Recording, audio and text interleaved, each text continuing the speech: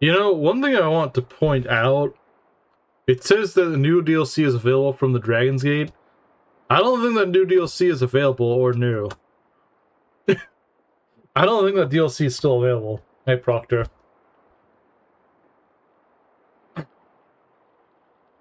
Wow, it's just like a thing that Rizu does. He never gets magic. Okay, let's see. Yes. What is... No, not you. Well... Hey.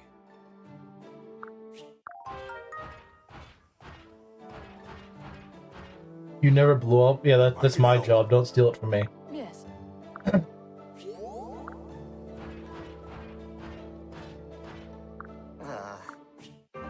Yeah, who just leaves Fuga's club lying around? Oh, that seems pretty alright. Okay, never mind. It's just a silver weapon. Maybe you will this stream.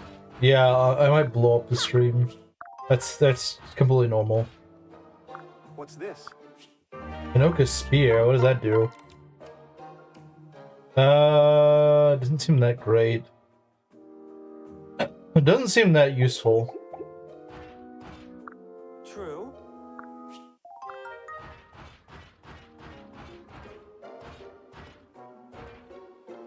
Anyone other than Fuga should have it. It should be Hayato. The problem is we can't use the Hayato of this run. I'm glad you stopped by.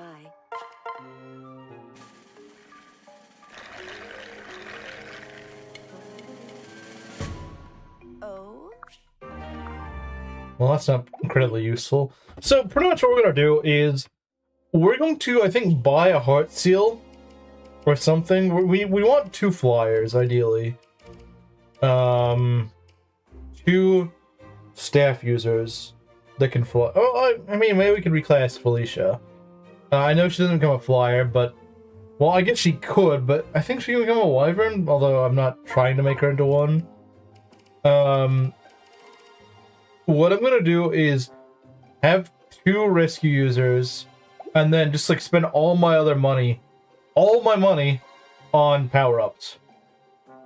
Can use rescue at base. Yeah, but I don't know if I want to reclass Hinoka. I don't know if I want to. We'll first go deal with this other stuff first.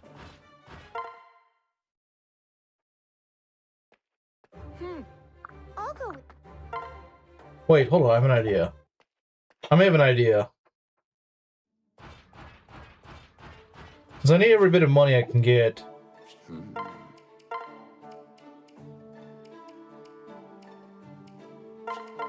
We're gonna get another item.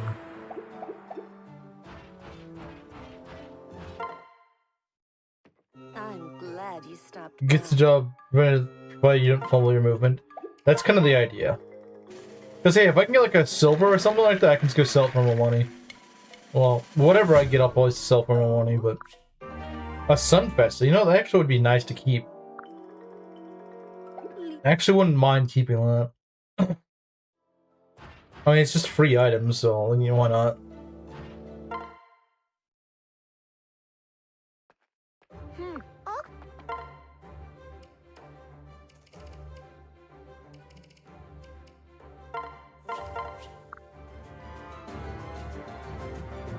I won't let you die. One more. Thanks, friend. Yeah, I probably would. Like I said, I'm gonna sell all this garbage to go get as many energy drops as I can. That's kind of the whole idea. Now.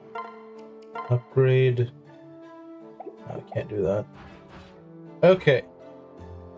So yes, get Felicia in. Okay, how many rescue stays do we have? We got. Okay, that's enough. That is enough. That is enough. Okay, so I just need a heart seal. Just one should be fine. Welcome. Let's go sell. Just sell the gold bars first, since that's just free money. I don't think we need a master seal.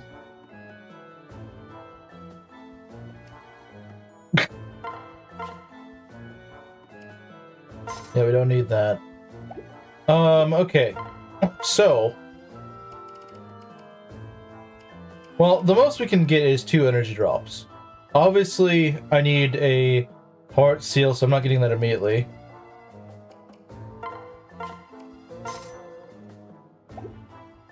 But yeah, pretty much any item on any unit that I'm not using is gonna get sold. Let's see. I'll even sell some of these Venge weapons, because I don't think I really need them, to be honest.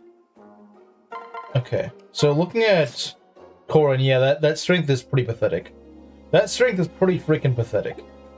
Let's see if there's any skills I can maybe... You know, I don't know if Luna... Does Luna affect an Uncos? You know, like, it's kind of sad, but I am kind of relying on procs at this point. I'm kind of relying on procs at this point. Like, sure, why not? If a proc works, a proc works. I don't really care.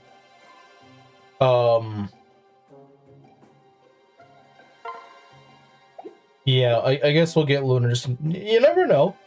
If Luna does work on him, then hey, that'll, you know, do something.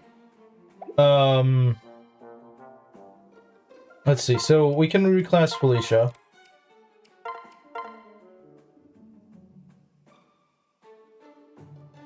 That one is cooking the other. Oh, okay. You know what? Yeah, I think Dragon Fang is more useful, honestly. I think Dragon Fang will be more useful.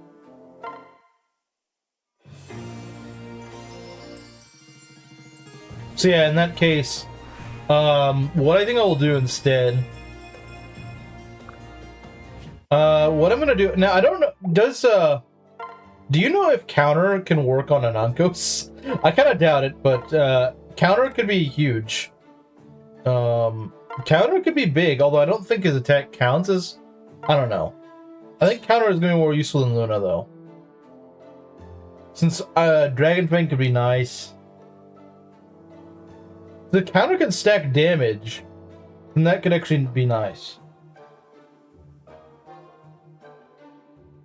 I have no idea if counter works on an Uncos, though. It might not.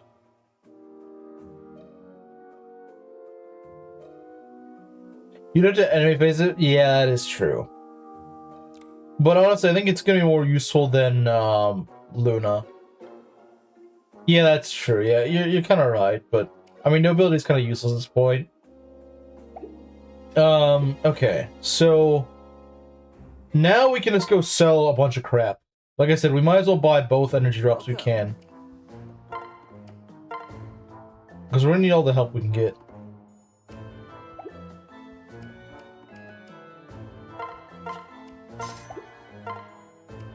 So yeah, I'm just going to sell a bunch of stuff. I'd sell the Fujimi if I could.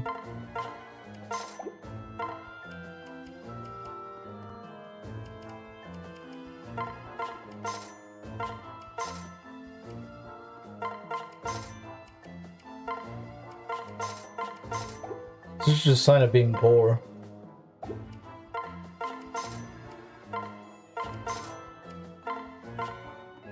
Sucks to sell 11 sword, but... Somebody's clip him saying that? Saying what? Oh, that I would sell the Fujimi. I mean, I literally can't use Takumi in this run, so like... If it's a PRF of Takumi, it's literally useless. Think about it. It's literally useless right now. And the Raijin too.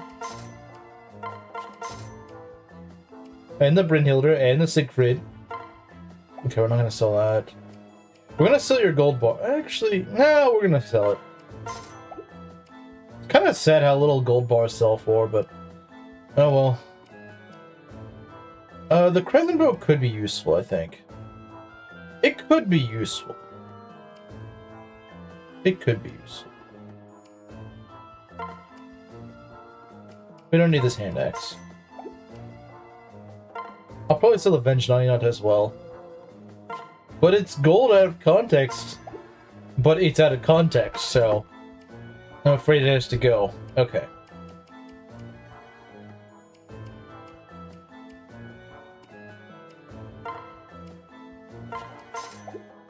Goodbye.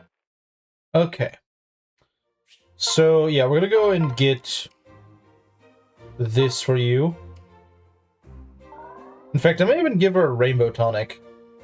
Just to give her, like, all the boosts I'd want. It's a very good bow if your sniper is very strong. And, I have Mozu, so, yeah, I would say so. Let's see. I think she's the only one that can use the crescent bow anyway. And the Pursuer, obviously. Of course, the Pursuer. How could I forget?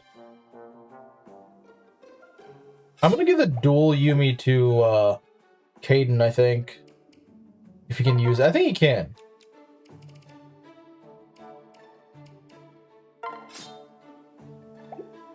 Okay. So, yeah, she has the Pursuer. Look at that. 56 damage, wow. That's crazy, man. Honestly, she might be better at killing Anoncoats than my Korin. She might be. She might, on her own, to be better at killing Anoncoats than my Korin. Because, I mean, 56 damage. That's huge. And bow fair. And quick draw. Honestly, she might be... Should I go and try to one-round Anonkos with Mozu?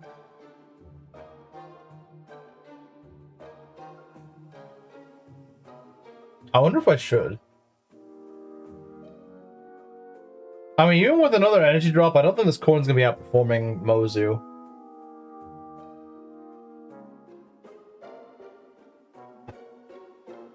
It's not gonna happen with that Mozu, really? Not with cap strength? I mean, I guess you might be right. You might be right, honestly. You might be right. Is she really that weak, though? Is she really that weak? Yeah, I feel like if I had, like, rally strength and maybe, like, a strength pair up, maybe it could work, but just on her own, probably not. Dragon skin? Yeah, but don't the S-rank weapons do better against it or something? Or am I just inserting blanks in this or something? I don't know. Like, yeah, I know dragon skin's a thing, but...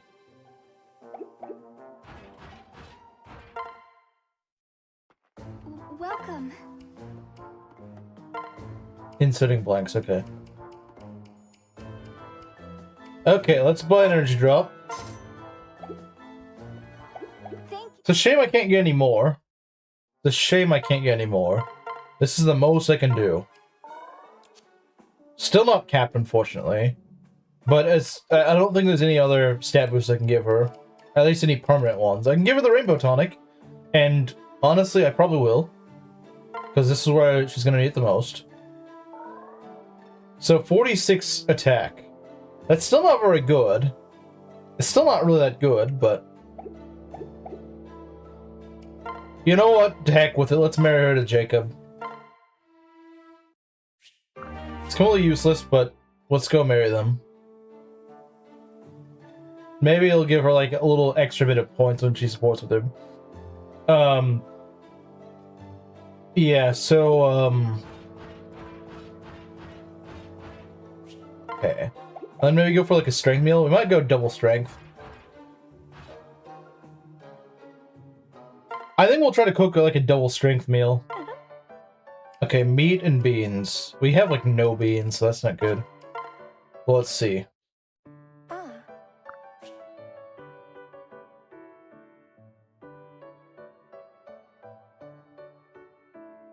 My cap strength for fully rallied strength meal fed Setsuna would have only dealt 7 damage to Anonkus. Well, that's Setsuna. Wow. Oh, Also got... So, effectively, plus 3 strength. That's what you're telling me. That may be better than I bargained. Oh my god, yeah, no. That is, Wait, it said they all got... Huh? It said they got +1 strength and skill from that. Oh, that's weird. Unless she literally couldn't get any more. They're the same strength. They do? Well, that's as much as I can really buff her without a pair up. Which is unfortunate, but, you know, it's just kind of how it goes. So yeah. I mean, 36 strength is not bad by any means. It's pretty good, but, she's gonna want to pair up. The problem is I can't give her any more... I can't use rally strength for her, which would be really nice to have, but unfortunately I can't do that. Okay. So I think now we just go. Most of them sits at the same strength as... Because I'm class, not unit. Okay, I thought it was based on unit in this game.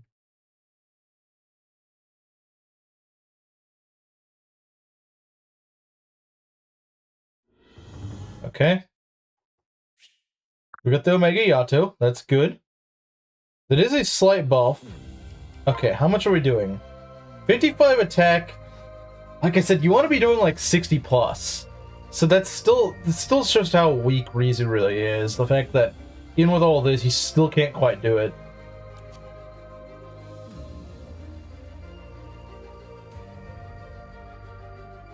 Like, it is a boost, don't get me wrong, it is a boost.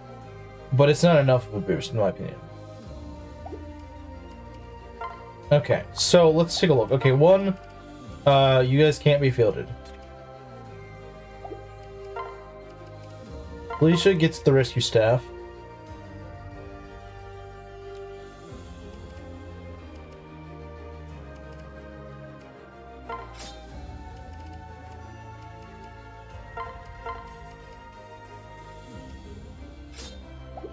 Okay, so let's see who gives the best strength. I'm fairly certain it would be Jacob. I would imagine it's Jacob. That's +4. Does anyone give me any more than +4? I really doubt it. I really doubt it. That's +2.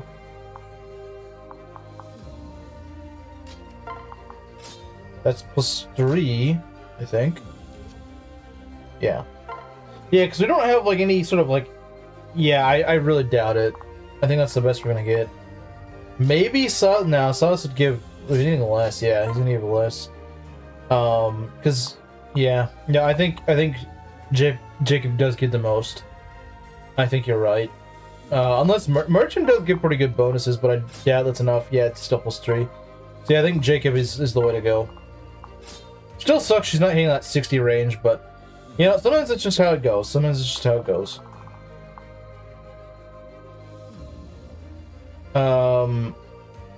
Okay. So, what we want to do is... Okay, 8 move is pretty good. We're gonna want to... Veteran coins personal.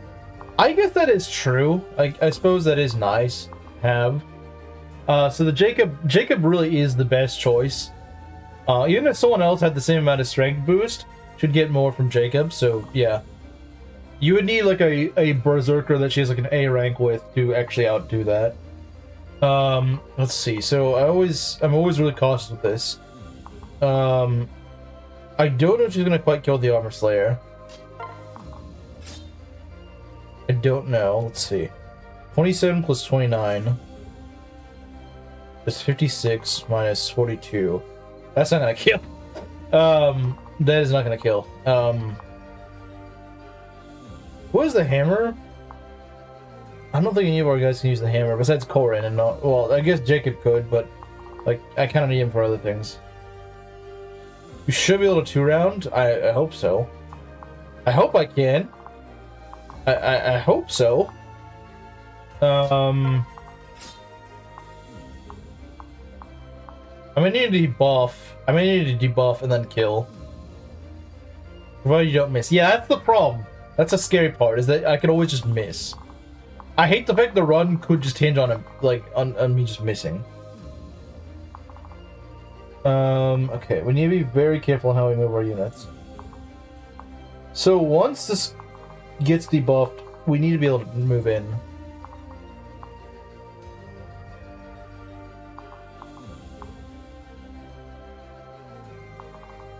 Did we ever get boots?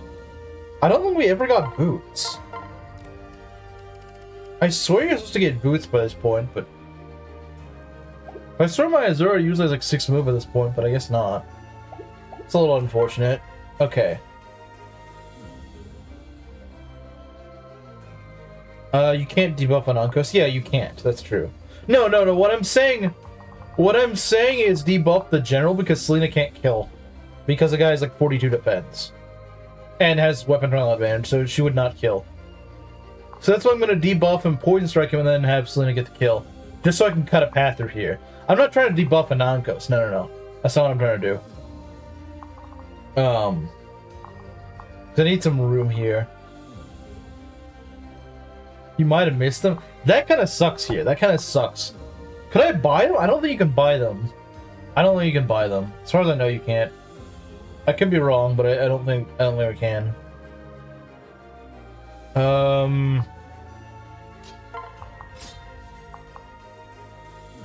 2, 3, 4, 5, 6. Okay, that works. If we get Azura up here, I don't know.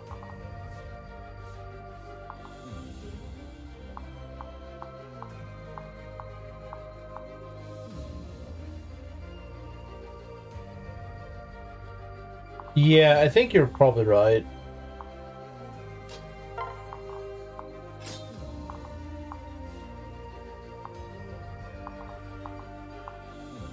One, 2, 3, 4, 5. Okay. So that should work, in theory. My god, if it warps her to the wrong spot, I'm gonna be so mad.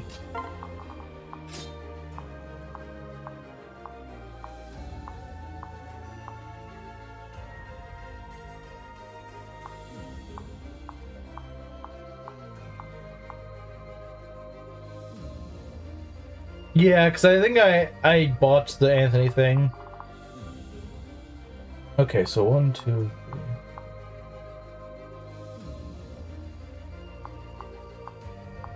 Well, I hope you didn't. I hope you didn't. Whatever the case is, I can't really do much more at this point. So either just hope for a lucky crit or a dragon bang proc or something.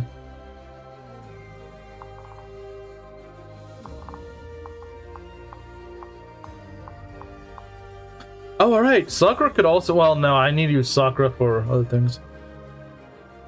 Lovely. On the time when I have, like, the closest chance to lose. Has 26 defense? I don't remember. 26, yes.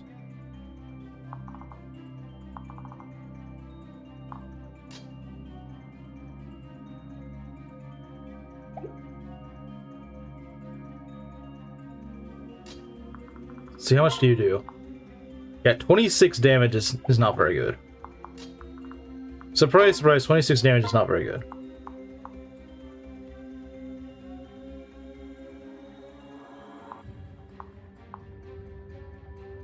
Honestly, he might still not kill with Laz, though. Because he's not going to do any damage. He debuffs and he uses Poison Strike, but I don't think that's enough.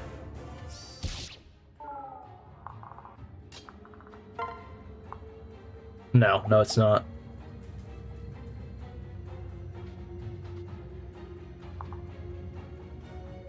Well, that's no good.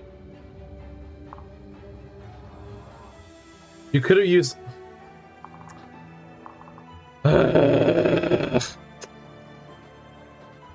Of all times to miscalculate, on the one round that I just have the crappiest corn imaginable is not the time to do it.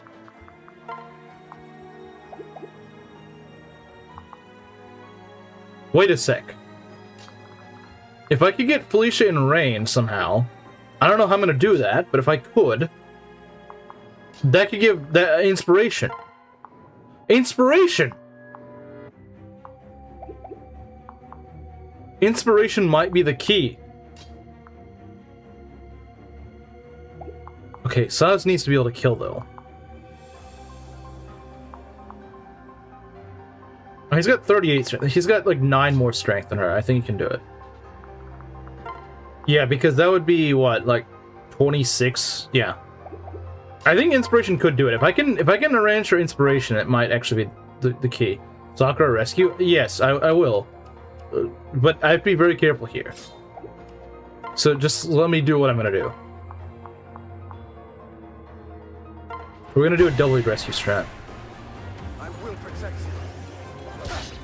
Here we go.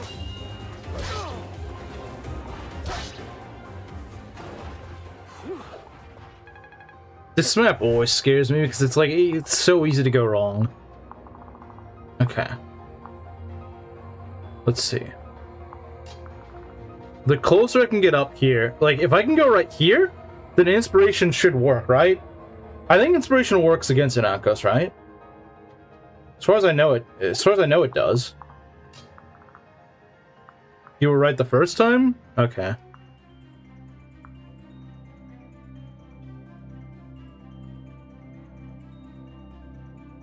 Okay, so look, if we rescue Azura with you, that's not a good idea. So that's, let's say she starts here. 1, 2, 3, 4, 5. I mean, she would. Okay, so if anything, we should rescue with. Oh, she kept magic. I didn't realize that.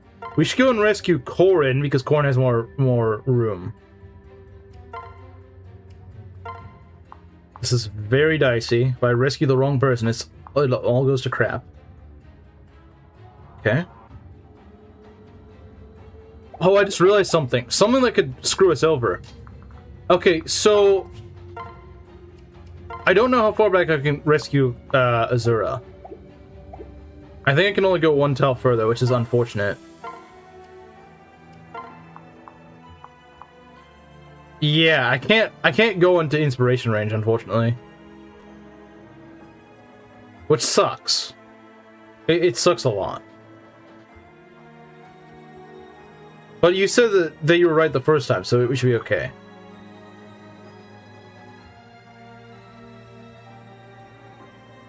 Okay, does it actually work? Let me see. 1. Yeah, I think it's fine. Because this time it's a lot more tense because my Corrin, you gotta remember, is actually pretty crap. So, you know. Does anyone near Azura have shove? I don't think anyone has shove. Actually, I think Corrin might have shove, but obviously Corrin can't really do that.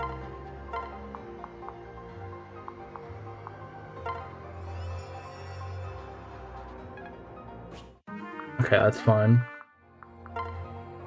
Yeah, she does okay damage as long as she doesn't miss. That's what scares me, if she misses.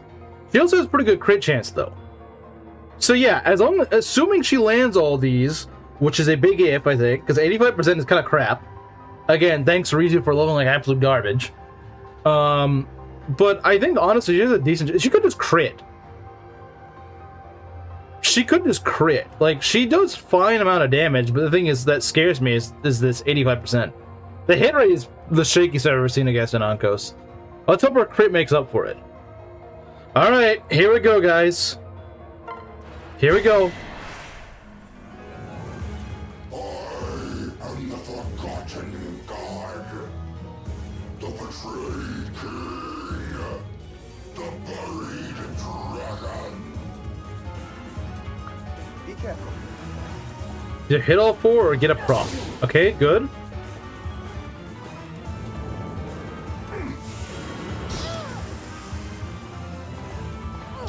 Okay.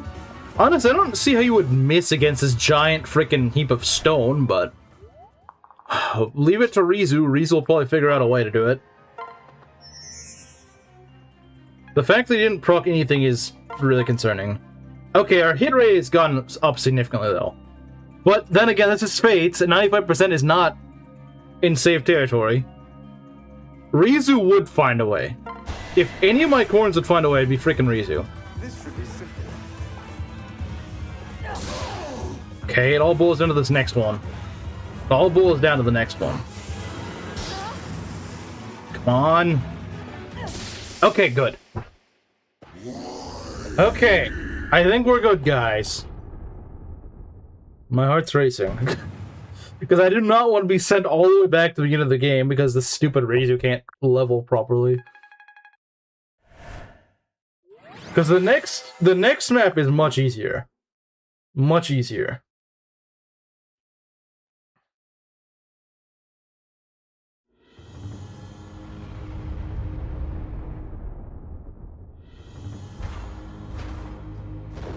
Part 1 done, which mostly means you win. If you can beat chapter 27, you pretty much win the game.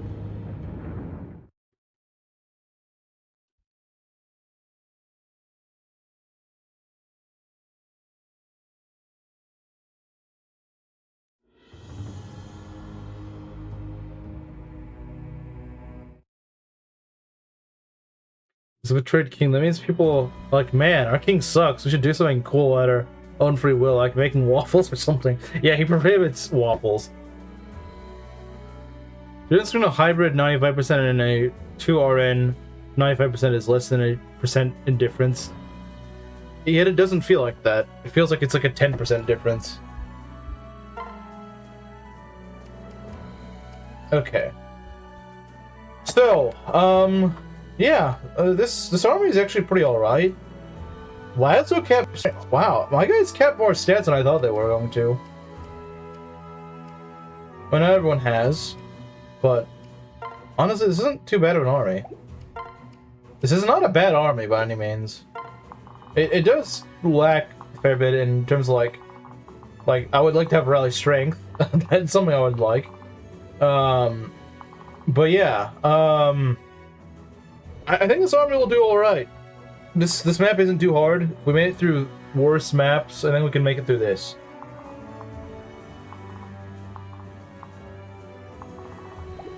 Alright, let's go.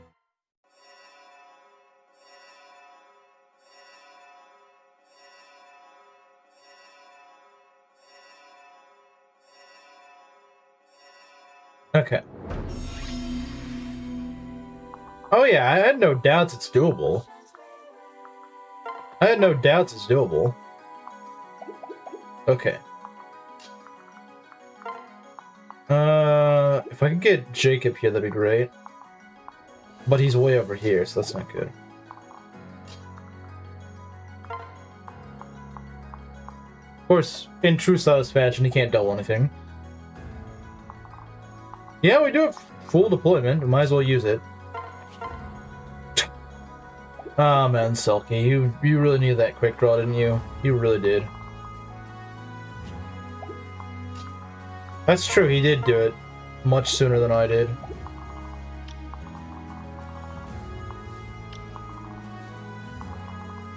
Okay.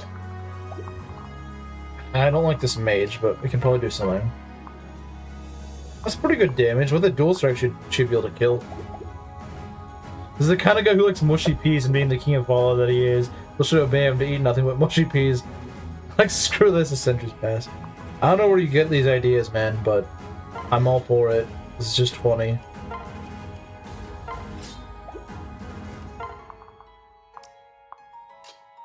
So he's British? I mean, if that's the case, that actually makes a lot of sense why they would not like him.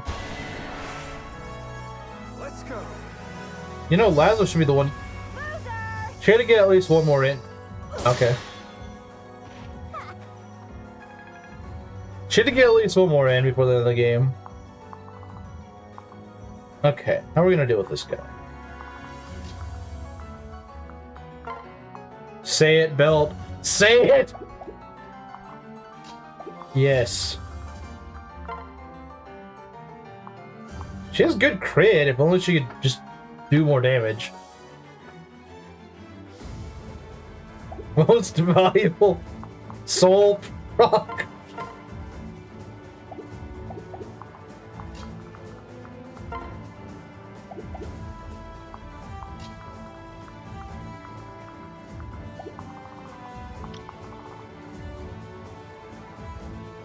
You were, I don't know, there was a lot of times where you weren't cooking, that's the problem. The problem was there was a lot of times you weren't cooking with... It's not too bad. I don't think it kills though, does it? Doesn't it do like 52 damage? Yeah, it does, so it's still not quite a kill. She'll probably crit before then, but I'm not sure if I really like that idea. Now, there is a dual Yumi. How are we gonna... We need to go and smoke these guys out.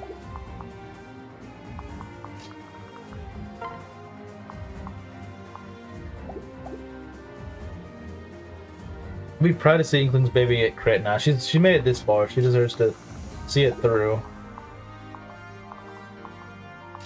Can use Sakura to go ahead and, you know... Oh yeah, that's great. The Ben Franklin has not let me down, man.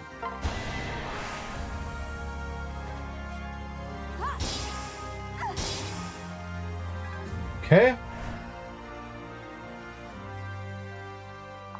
Yo, yeah, the early game is the roughest part, by far. No questions asked. Die to the rusty needle. Jeez, I nearly dropped my 3DS there.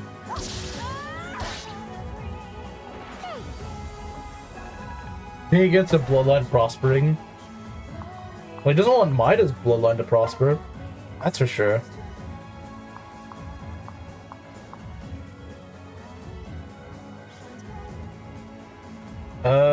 This could be nasty. Not this one guy, but the fact that... Thanks to this Yukiko. I do not like this wyvern at all. I do not like the wyvern. I don't. I just don't like the wyvern, man. I don't like the wyvern. Okay, let's go for this. Maybe get a dual strike? I don't know.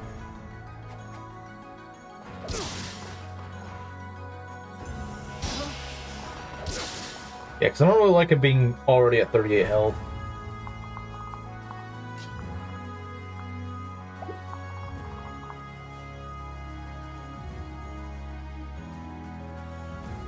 I don't really want my guys to get flung in this, so, you know. This is kind of bad, isn't it?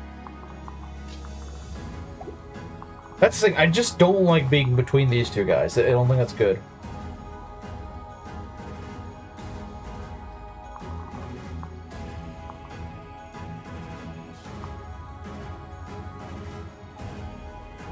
Spread out someone. Really? I've never lost anyone on this map.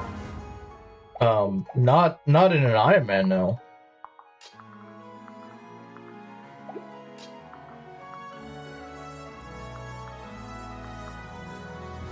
The problem is this jerk has lunge. I freaking hate lunge so much, man. Such a stupid skill. What if I could just fling you around like a ragdoll? How about no? How about I don't want that?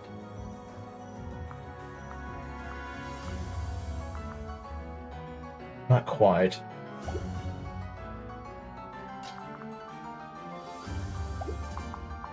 When I get that, but I'd like to keep as many guys alive as possible still.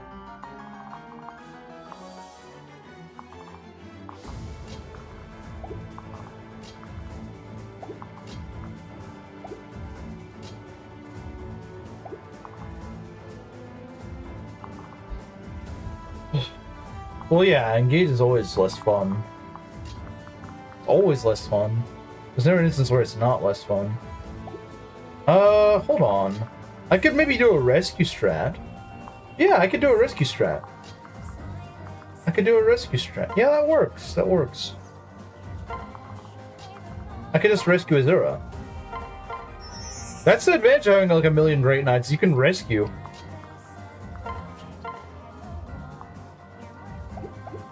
I could just kill the Bow Knight. Freaking Bozo Knight right here. I would love to kill a Bow Knight, but... Stay wants to give Speedwing an aneurysm. Well, maybe you should pick a better game. Wouldn't be an aneurysm if you picked a good game. True, though, it would give pretty much any Engage fan an aneurysm. Because they just can't stand the idea of 3 houses actually being liked or on any plane better than, or even on par with Engage in their books. Should we give this man the tetanus shot? We might should. Although that's not a guaranteed kill. This is 74 damage from Mo's on the Wyvern, which is 74 damage deserved. Considering the thing has lunge and like 50 damage.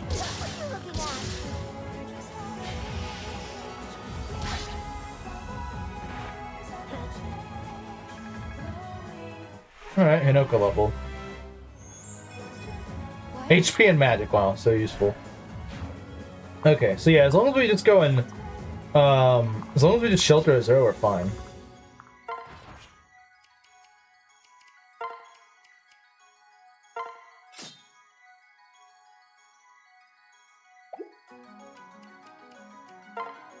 Okay.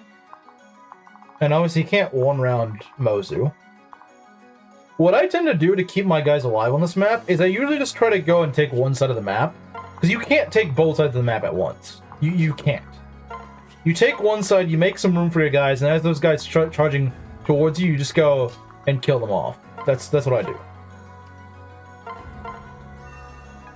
That's what I found to work. Actually, all 3 Houses clans have exclusively played only 3 houses, and the reason Engage flopped, I mean, it didn't flop, but the reason people think it did was because it wasn't, like, 3 houses.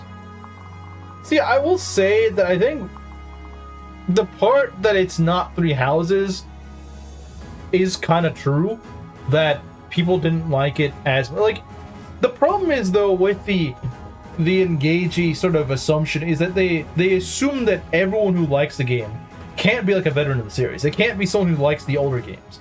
They strawman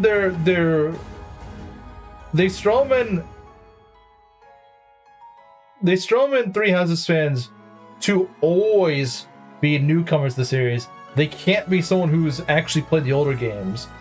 They can't process the fact that maybe, and I've heard some people, and I'm not talking about Chimera specifically. I've heard of like another guy who's like a very like Kaga glazing sort of guy, who like his favorite other game is FE4, and he's like, I love 3 Houses. So like, no, there's actually quite a few. There's at least a good few people that are, you know, veterans of like the really old games that like 3 Houses. Now I don't know what that guy's opinion of Engay is. Usually speaking, people who like 3 Houses don't like Engay, and people who like Engay usually don't like 3 Houses. There's gonna be some exceptions. There's gonna be some people who are like, no, I like both. You are a rare exception. Most people like one or the other. They don't usually like both. What are you to assume that 3 Houses fans played 3 Houses? Well, I mean, if you're looking on like Twitter, yeah, that'd be true. But like I think most everyone here likes 3 Houses, and they played the game. Well, I don't know if everyone here has played the game, but most of us I think have. I do prefer 3 Houses over Engage. Probably not due to the gameplay, but because it's not Rainbow Vomit and they actually tried in the presentation. Yeah, because that's the thing. If among like casual fans, like people who just like entered the game on 3 Houses, who's going to look at Engage and be like, yeah, this looks like an amazing game? No one's going to do that. I think Fortune's Weave will be, maybe not to the extent that 3 Houses was, but I think people are going to be like, wow, that looks pretty cool. But of course, there's a limiting factor in that, you know, a lot of people don't have the Switch too. That's the problem. It's like, when 3 Houses came out, a lot of people already had the Switch. In this case, it could be a limiting factor here, but I won't understand. I mean, like, look at what happened. The limited edition is already sold out. Like, there is hype for the game. There is clearly hype for the game. They've generated enthusiasm. People want the game. They're interested. They want to see this. They want to play it. It's a good experience to remember that and think of it fondly. Have bad engine cutscenes? What do you mean? Like, in-engine cutscenes, what do you mean? The fact that it nerfed effective weapons and put so much emphasis on ring abilities to the point that it feels annoying that you can't do anything without them maddening. Yeah, I hate that. Like, as a guy that just hates the ring mechanic, you know, the problem is that there's nothing. Like, if you don't want to use the ring mechanic, tough, like, sucks to be you. Like, you know, I know you could make the similar argument, but Harden, you like Fates. What if you did Fates that with that pair up? Yeah, I do think Fates that pair up would be a pretty janky way to play Fates, but pair up is actually fun. That's kind of the thing. Pair up is actually fun. Like, I actually want to play with pair up because it's fun. I don't want to play with the rings because they're not fun. That's the issue. If you're gonna introduce a mechanic, the mechanic should be fun, and unfortunately, that just isn't fun. The rings just aren't fun. Well, they just stand up and move around and talk. Yeah, those do look kind of wonky, I suppose. I think that's more so just because they can't really seem to decide what they want to do with like the 3D, like where they want to draw the lines. Don't change that much. Sure, you have bracelets. I first thought there's brainlets. They even it a little, but those maps on matting early on just suck. And like I said, they only get worse. Like if you think the ones early on suck, that's Engage at its most balanced. That's when it's actually like where it's like, okay, I just put this guy in this position and you can do just exactly enough damage. The problem is, you know, as you go on, that's no longer been the case. The enemies are just gonna freaking oversoup your units. That's the scary part. Countless meaningful interactions between more than just one unit and the ring. They equipped to allow for much more flexible gameplay. Yeah, because all the ring does, I mean, in some certain instances it does more, but it's usually just, oh, it gives you flat, you know, small stat buff. Okay, like that's about it. It's pair up if pair up was boring. If pair up was lame and had like nothing to it, then yeah, that's what it'd be. Yeah, but backup units are just, they're a horrible recreation of it. They're like a failed recreation of it. It's a very weak recreation of it. I don't have Laszlo's blade anymore. That's unfortunate. Yeah, no, I think that's absolutely incorrect. I think that's spitting on the memory of pair up. Well, I'll earn some blood. You must go. Good. Yeah, like I don't think that I don't think those will come back in Fortune Sweep, thankfully. I don't think any form of that's gonna return. I could maybe see the Chain Guard, not Chain Guard itself, but maybe like some form of it return. But I don't think it's going to be, I don't think like chain attacks and stuff are coming back, like at all. I don't think they are. I could be wrong, but I don't see it coming back. That sort of stuff I think is staying in Engage, thankfully. And like, while chain attacks seem maybe like fun on paper, they don't work, because the problem is when you make chain attacks so like a heavily present part of the game, that's why they had to nerf berserkers. That's why they had to nerf snipers. That's why they had to go and make swordmasters garbage. It's because they're like, oh well, now they can go and use this like the chain attack thing. So now they don't need to actually have identity. They don't need to actually be able to crit things. Insane to deal with. It genuinely feels like I'm getting jumped by every enemy. I think the idea was that it's supposed to be like anti-juggernaut, but the thing is, it's usually more so something the enemy gets to use against the player. Like, don't get me wrong, the player can use it against boss enemies, and I think that's sort of what you're intended to do. The problem is that chain attacks they always have like a flat 80% chance, so they have a decent chance to just miss. Still a better the game than Three Houses? Nope. Incorrect. Try again. Final chapter. I missed so much here. Yeah, I think the last time you were here was chapter 18. You missed like all of Bala. Backup units and giving the dual assist skill is just another form of proc skills, and I hate it. Yeah, I don't like it, because that's the thing, is like the dual assist thing, yeah, it's just a proc. It's not like, it's like, it's just not good. If it was more of a conditional thing, that'd be one thing, but the problem is it's not. You can set up everything for a dual assist and then just not get the dual assist to proc. I know it's like a 70% chance to proc with like the right setup, but it's like there's also a 30% chance it just doesn't proc. Oh, that's just dumb. Like that's why Awakening pair up was so much worse than Faith pair up, because it was just like a % chance to dual strike. And Fate's, it's a conditional. If you are next to this guy, if Rizu is next to Jacob, then Jacob will dual strike. It's not like oh, Jacob might if he feels like it today. No, it's Jacob will do it if he is in the right positioning. So yeah, if they want to bring back something from Engage, as much as I don't like it, if they can iron it out to the point that it actually feels good, then, you know, like, I guess I'm willing to see the light. But, if they just want to keep it as is, then no.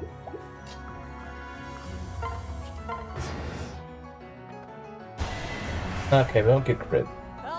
Don't get crit. You got hit by that, wow. Only in face does this happen. Awakening has balance? Good joke. That's true, it doesn't. Missed the very rough beginnings of this challenge. Yeah, you missed the hardest part of the challenge was the beginning. Well, actually, I think she was in like one of the early streams. I think it was the one that I lost Gunt. So yeah, I just gave Belt PTSD, didn't I? Stiff upper lip. This will do. You're a bad apple. That went well. Level 18, jeez. Yep, he's traumatized. Okay, and this Berserker is traumatizing me. Okay, let's do something about that. Yeah, we need to get these guys off our back. They need to leave us alone. Okay, you got a beast kill, let's use it. Yes, very nice. Yeah, Jacob is very solid. I don't know why people made it sound like he was gonna fall off. He's not quite as good now than he was earlier, but like he's still pretty solid. Somebody who sits in killing a boss with 1% hidden birthright. That sounds like a Fates moment, alright. Don't tell the Setsuna Glazers, they're never gonna let me forget. You know, as much as I would like to do this, I don't really want a 13% chance of losing my run, so. Let's see here. Problem is, I don't really have good guys at taking out Berserkers. I guys kind of suck at taking out Berserkers. Although, you could argue that Caden could do it. Caden could maybe do it. Well, he probably wouldn't kill the Berserker, but he'd probably be able to set it up. Maddening skirmishes? Are we talking about the same game, Belt? I don't feel like that's true. Oh, hey, X-Breaker! X-Breaker being good! X-Breaker Gaming! X-Breaker saves the day, I guess.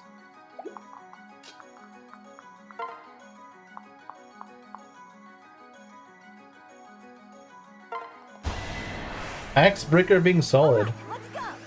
Silas, wait, he does? Did I see that? Did I not see that correctly? Let me see.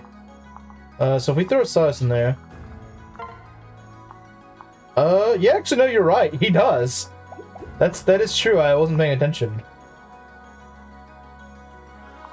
Yeah, he is probably one of the better units in this run, honestly. He is one of the better units in this run, honestly. Can Caden give Caden the Berserker kill? No, we're gonna give... Well, actually, maybe we will. I don't know. Axebreaker saved Felix from my 3 houses, Ironman. That's rough, man. I'm sorry. Yeah, we could maybe give it to Caden. Only she could duel with the Adachi. But hey, maybe she'll get a crit. Yeah, that's true, since there's no Killer X. Actually, you would survive even a Killer X. Time to play. Say it with me, Belt. Most useful soul proc. Most useful soul proc. Okay. Okay. The dual Yumi. Oh, the perfect damage. Let's go. I love perfect damage kills. Except when they're against me, then it sucks. Well, that's the like the easiest question in the book, Moss. Play 3 houses. Handsome and strong.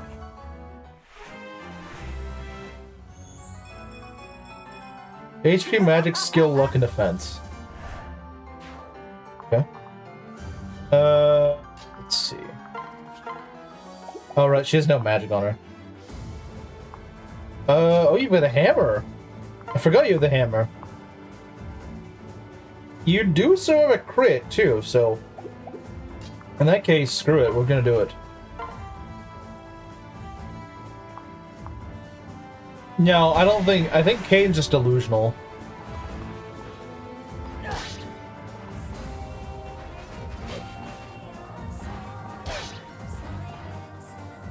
1 HP. Okay, so she's actually a Jagan now. She's a Jagan, guys.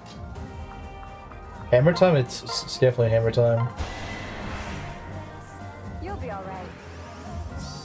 I won't lose. Yeah. She jumps up in the air to throw a Victory spear. is mine. Okay.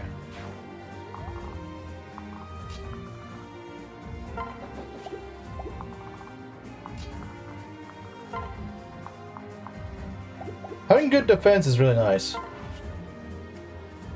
You should throw it in the trash and play a better game instead. I second this. I second this.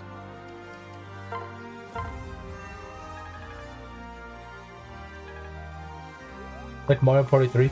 As a guy who's never played Mario Party 3, but has played Mario Party, it probably is better than N-Gay. Like, there's a very good chance, there's a 99% chance it's better than N-Gay.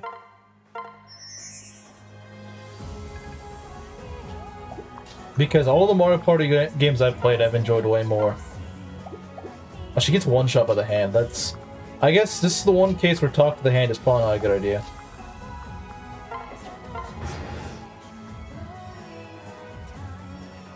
Okay. There's 2 enemies, it's not too big. Big of a deal. I think Caden is delusional. Once he promoted to sniper, he only got skill as his first 2 level ups. Take from that what you will. He did at least become good. He at least became good. Like, if nothing else, he's at least pretty decent. Puyo, I've heard of that. I don't know anything about it, though. Kind of invested in... I don't know what is Puyo. Even Breath of the Wild is. You know, I don't really like Breath of the Wild, but I do think it is better. Yeah. There's at least some fun in Breath of the Wild. Even if it's fleeting, it's more than N-Gay. Yeah, but Felicia is just kind of... That's just kind of what Felicia is. She's a glass cannon. That's just what she is. That's just what she is, you know? That's just the nature of what Felicia is. She can't really help it, you know? You can't really help it. That's just who she is. Oh, nice weapon triangle. Dr. Robotnik's Mean Beam Machine? Oh yeah, I've heard of that as a kid. So I prefer Jacob. Well, see, the thing is, Jacob and Felicia do different things. What Felicia does is more of like a... She's more of like a utility, like a, she's a very much the support unit, whereas Jacob is more of the, he's just more of like a combat unit. My Switch recommended I delete both for my storage space. Looks like Shadows of Lunch and Delphia. I didn't know that if it has Tetris, like if it's just Tetris, then why does it have a main character? And it looks like Delphia. That's probably why you like it.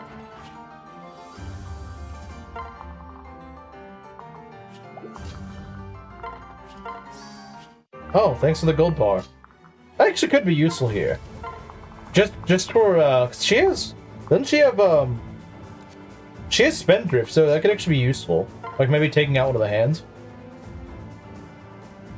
Can actually survive physical attacks unlike Felicia. I mean, yeah, you're not wrong.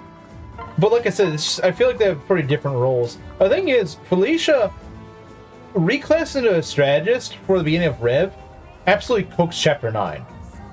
Jacob struggles in Chapter 9. Felicia absolutely deletes enemies. And that's a map where you really want to delete enemies. Hard but fun.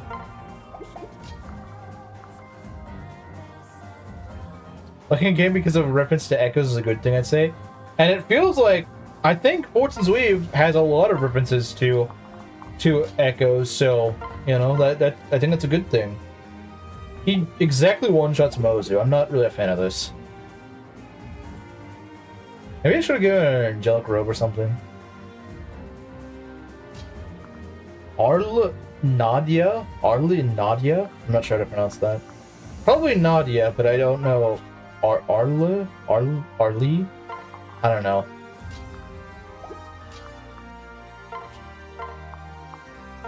Throw Rizu in there. let Rizu cook. Although, that's probably just gonna burn the kitchen down, but... You know, it's just kind of what we try here. At least she can take hits. At least she can take hits. Nothing else. Honestly, seminars are never really useful in my opinion. I don't know if I've ever found an instance where seminars are useful. Except for training Byleth's sword rank, I guess.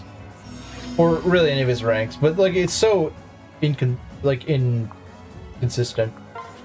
Not inconsistent, what's the right word? It's not practical. It's very impractical the way it works. I don't like it. Daria? I guess?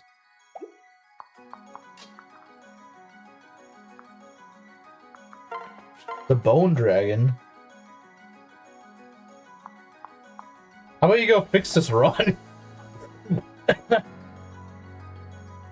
Not Guide Delph, yeah. Okay, so... Yeah, I do think they look a fair bit different, don't they? Okay, this is where my guys are gonna struggle, I think. Because a lot of them just don't have what they need to take this. Do we have any ranged units that could actually help us? Well, I guess Silas could.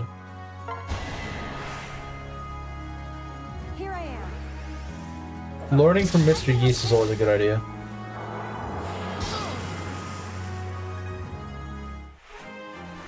This run isn't salvageable.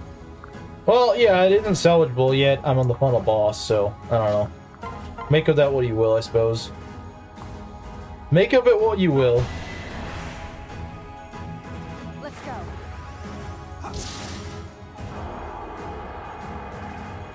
You should have made him a blacksmith. You know what? That gets the pin. That's clever. I like that.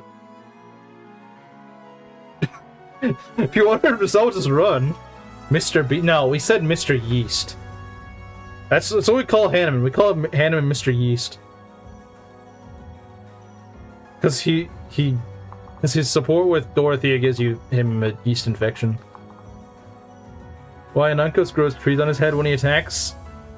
You know, I think it's related to Brynhilde or something. Because Brynhilde also does that. Leo's Tome also does that. Got a Silver Lance here, so let's go throw someone in there that can take hits. Like Corin.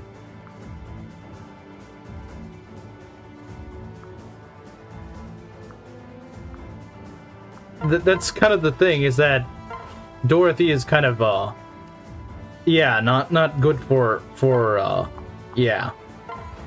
I think you get the idea. This run isn't savage enough for you? Savageable.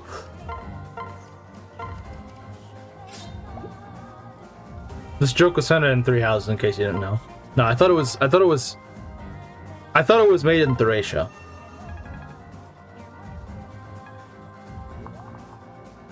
What exactly does 3 houses have over Engage actually being fun to play? I don't know, man. Oh, you didn't know where the Mr. Yeast thing came from? I thought you did.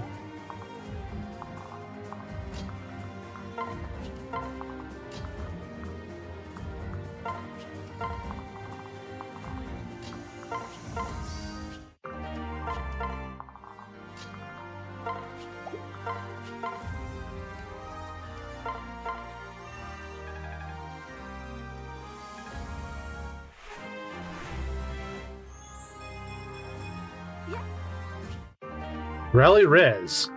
I mean, that could be useful. It isn't very neat to use at this point, but it could be useful.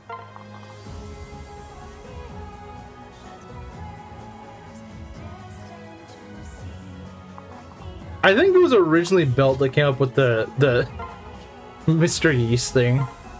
But we just thought it was so funny that we kept it around.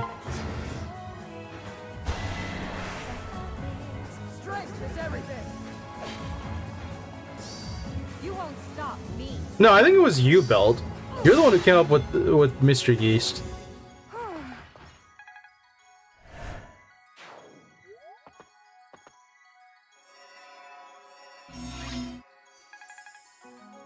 telling me that it's from Thracia instead? I thought it was, well, I mean, I was being sarcastic. Why would it be from Thracia? That makes no sense. Hanneman isn't even in Thracia.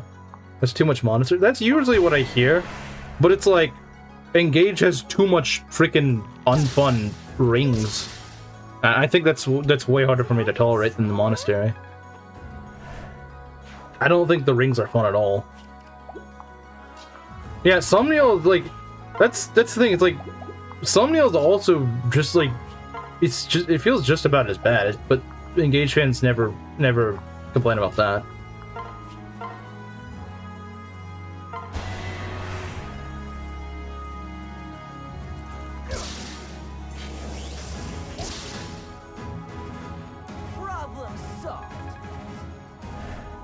Okay.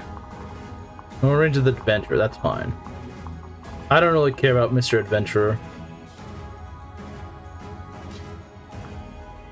I'll always preface that the lead and gay glazers had to patch the crap out of the game to tolerate. Yeah, that's a very good point. Like, they were saying to Mangs, like, oh, if you just go and patch the game, it suddenly becomes good. Well, it's like, if the game needs to be patched by an external mod, then is it really good? The playing engages are done with. I mean, you can do that. It's just, I think you'll see that it's just not that fun.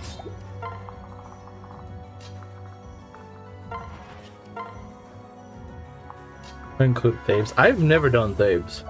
I don't know. It's never really interested me because people are like, oh, it expands on not Engage. It expands upon Awakening's lore. I'm like, I don't really care much about Awakening's lore. That's not really a way to sell me on it. Not as bad as the Monastery, but not as good as my castle. I don't really think it's much different from Monastery. Except that it has, like, nothing to do with the story. Yeah, it's because it's because he keeps, what is it? I mean, like, he keeps playing boring games. He kind of they still like him, but his content's less exciting. I agree. I do agree. I do agree. His content's just not as... It's not what it used to be. I think the peak of his content was the Rev Ironman, which was back in, like, 2020. I think the Gauntlet is the best thing he's got going for him right now. But the problem is that he's playing FE8, which is kind of mid. And then he's going to play Smellius, which I don't really care much for. Shadow Dragon will be fun. If it's anything like his last run was really intense. His last run of Shadow Dragon, that was like edge of your seat. Not to mention Bangs is bad at Fire Emblem. He's bad at Fire Emblem, but like that actually makes him interesting to watch. That actually is part of the entertainment, is the fact that he's bad at the game. I don't think since you weren't in the server at the time, well, I guess you still aren't, but one day like a month or two ago we watched this Japanese streamer who he's doing like an FE6 Ironman at the time, and he played it in such a bad way. Like it was the way he played was absolutely comically bad, to the point that it was actually interesting. Like it was so bad I was actually, I don't know how this guy is doing it, but he somehow only has like one death in chapter 2, despite, like, I mean, he's so bad he was like using, like, ignoring weapon triangle at the beginning of the game and stuff like that. I mean, I know that you can ignore the weapon triangle to an extent, but like he was using Silver Lance Marcus against axe units. It's just like, what? What's this guy doing? So bad it's good doesn't apply anymore. It's just sad. I saw Mang's FE6. Oh yeah, his FE6 Ironman was just bad. The Japanese guy was funny bad. Mang's nowadays is just sad bad. Not as bad as Awakening for gameplay, but FE8's gameplay could be better. I think the reason people like FE8 so much is just, I think people forget the fact that, like, yeah, it's easy to hack. It's by far the most stable of the games. But as a game on its own right, like vanilla, it's really lame. It's also too short, I think. Yeah, that's what I was saying. It's like, yeah, you aren't in the server, but I was gonna say, it's like, a while back we did do like a server, sort of like a watch along. May just have the worst gameplay in the series. I don't know, Engage does exist. The Silver Lance on Brigands? Yeah, that's what he was doing. At least FE8's easily hackable. But I think it's like people overstate that. Like, yeah, it is easy to hack, and like a bunch of hacks are made out of it. But the problem is that when I'm talking about FE8, I'm reading it on vanilla, like the vanilla experience, and the vanilla experience is kind of lame. Like, it's just one thing I really don't like about FE8, it's too short. It's too short, which sounds weird to say, but like I like to train to level 20 and then promote my guys. The problem is in FE8 you can't really do that. You can't really do that. If you do, you... Okay, I didn't realize that guy was there. If you do that, the problem is that you're promoting at like chapter 16 or something. You're reaching level, level 20 around then. And I just don't really like that. It feels kind of janky. And I know people will be like, "Oh, you don't have to do that." Yeah, but I'm stubborn and like set in my ways of how I promote my guys. So, and you can usually do that in most games. Now, I don't do it in every single game. Like in FE, well, I guess in FE4 you always promote at level 20. Like for example, in Shadows of Ledger, I don't get to level 20. I just because you're incentivized to not do that. I do like Ines and Saleh though. Man, who's gonna Mangs can't pronounce that name for some reason. I don't know why he can't. It's because I'm Sayla. I don't know where he gets Sayla from. Oh, I was wondering why she did so much damage. That was fun. Prince Incest and his friend Sally. Yeah, Silas in Rev is actually really good. I didn't realize it, but Silas is actually really solid in Rev. Because he has, well, one, he capped strength, but two, he actually starts out with a really high HP. He starts out with like 42 HP, which in Fates, no one has HP, so that's actually really good. He actually has an HP stat. He is kind of slow, but he's probably a little bit speed blessed, because he seems like he's actually low with a lot of speed. Yeah, Gambits have kind of low hit rate. I do wonder if Fortune's Weave is going to bring back Gambits. I do want to see Gambit's return.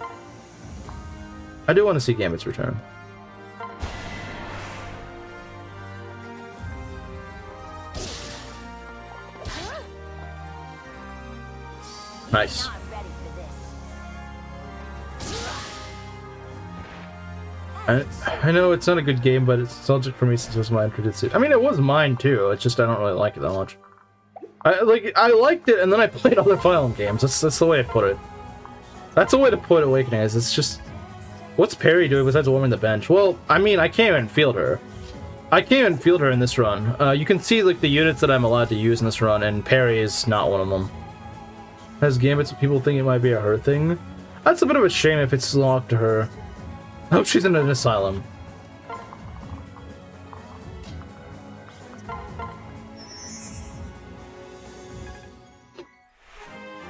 Gambits are in it? They seem like they're locked to... Yeah, I hope that's not the case. I would like it if...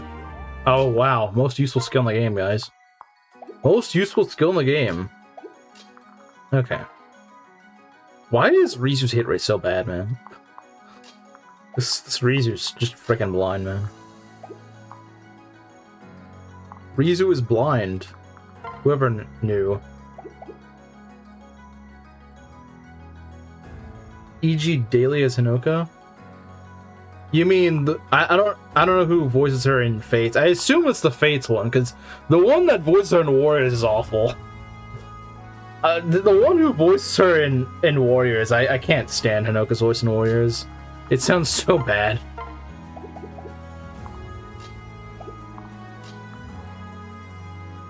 Fire Emblem game is bad for ironing, then it's a bad Fire Emblem game. Yeah, I think I usually am like that. I do like Three Houses despite it, but yeah, usually I do like games that are more geared towards Ironmaning. Breaking is kind of tough on manning. Yeah, it is. It's because you're kind of tight on resources and your guys aren't really there. Like your guys aren't quite there yet. Makes my ears hurt. Yeah, it's not. It's like nails on a chalkboard. It's not. It doesn't sound pleasant.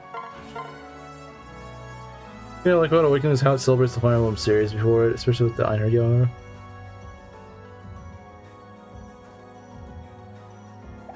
Okay, yeah. See, that's the thing, because I've never seen this. I don't know which one you're referring to. I don't know Hinoka's voice actresses, so I just know I don't like the one in I just know I don't like the one in Warriors. That one's really bad. Oh, one of the voices in Warriors sounded really weird. We'll have to heal Corin. I won't surrender. We'll have to heal Corin after this, but that's okay. Cheers, Selkie and Heroes. Well, that's more of a reason for me to not play Heroes. That's more of a reason for me to not play Heroes. I don't know what she sounds like in Heroes, but that can't be good.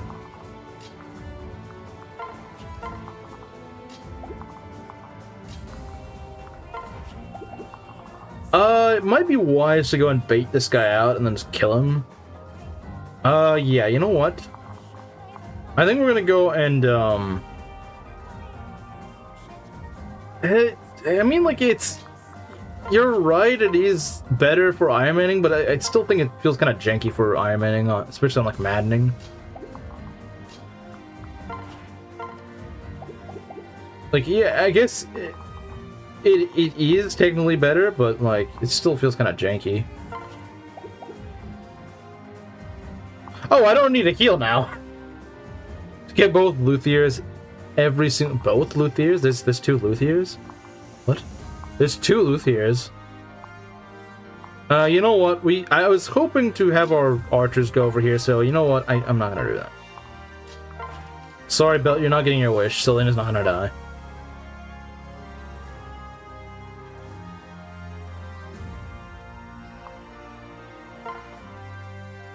We're all shocked by this revelation. Revelation mentioned while playing Revelation?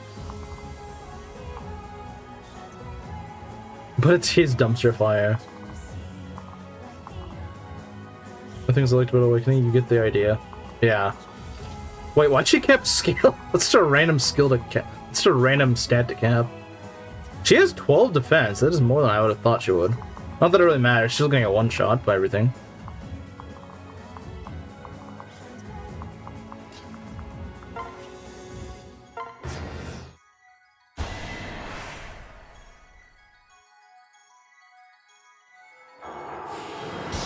Where he's dressed like a bunny for the spring. I'll make my own fate.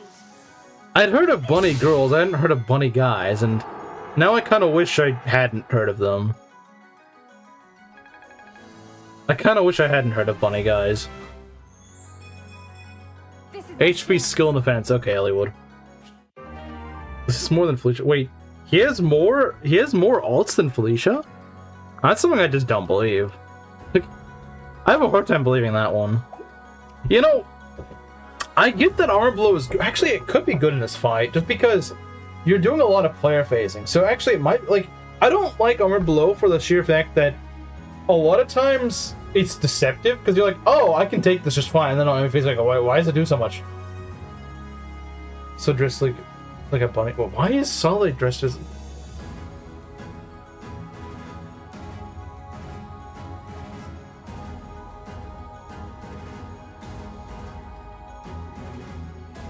Why is...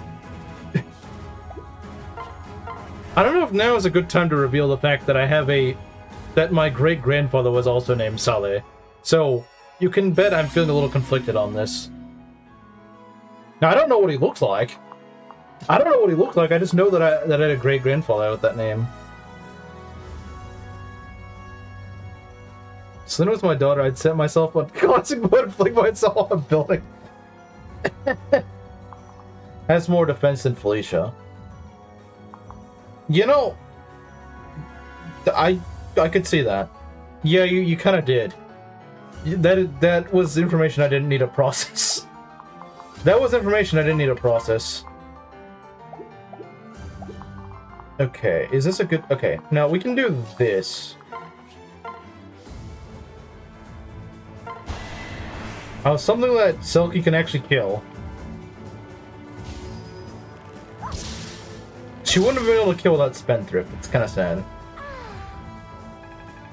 But oh well, it's not like it really matters. Yeah, we got Selkie way too late in this run, I think. If we got her earlier, she may have actually been alright.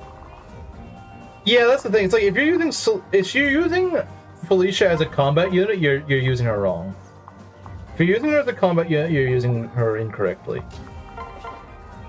She's not meant to be used as a combat unit, so if you're using her as a combat unit, you're You're missing the point, I think. Okay, so this is not the final phase, this is the second to last phase. This is the second to last phase, so what we should do now is... We could just go pursuer this guy. Yeah, we could pursuer him.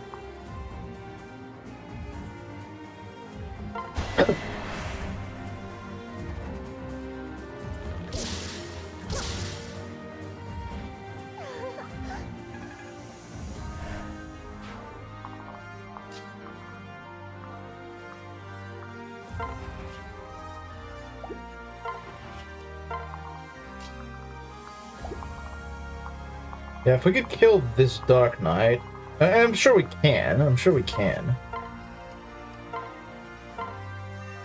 Choose Ben Franklin to kill a Nonkos. I would love to do that, but it's really hard to kill a Nonkos. Actually, maybe for the final blow, because I think he does magic in the final one. Yeah, so she actually probably tanks it pretty well.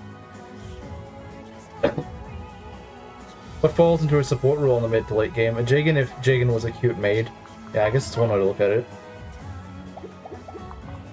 How does Selena do? Belt's gonna say it, isn't he? He's gonna say it. You know what? Jacob does it. To be fair, Dark Knights are just really hard to hit. Well, they're not hard to hit. They're hard to kill because they have so much freaking bulk. They're so bulky. Unless you do effective damage, you're just not gonna one-round them.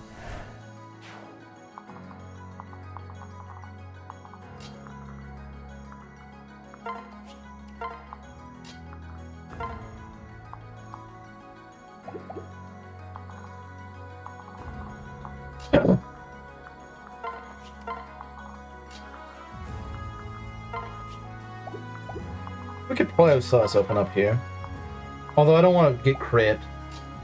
I guess she was somewhat useful in this hyper-specific run where she got lucky and grew many stats. You know, I was actually going to say that she kind of did fall off for this map. I was actually not expecting you to praise her at all.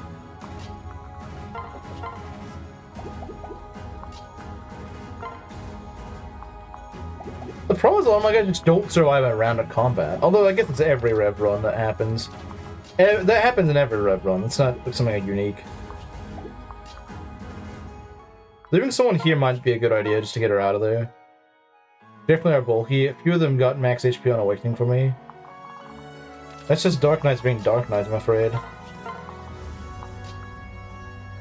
So is the key to manning 3 houses just give every physical unit a bow and eventually make them Wyvern Knights? I don't think you all have to make everyone Wyverns. In fact, that's kind of lame. I mean, I've gotten to like chapter 17 or something in my run, and I don't know if I have a single Wyvern, honestly. I'm not really a Wyvern guy. Actually, I think I have like one, and it's Cyril. I have Cyril as a Wyvern, and I think that's about it. You don't need to spam Wyverns. I mean, a lot of people will say like it's like the meta, and I guess it is, but like, you don't have to do that.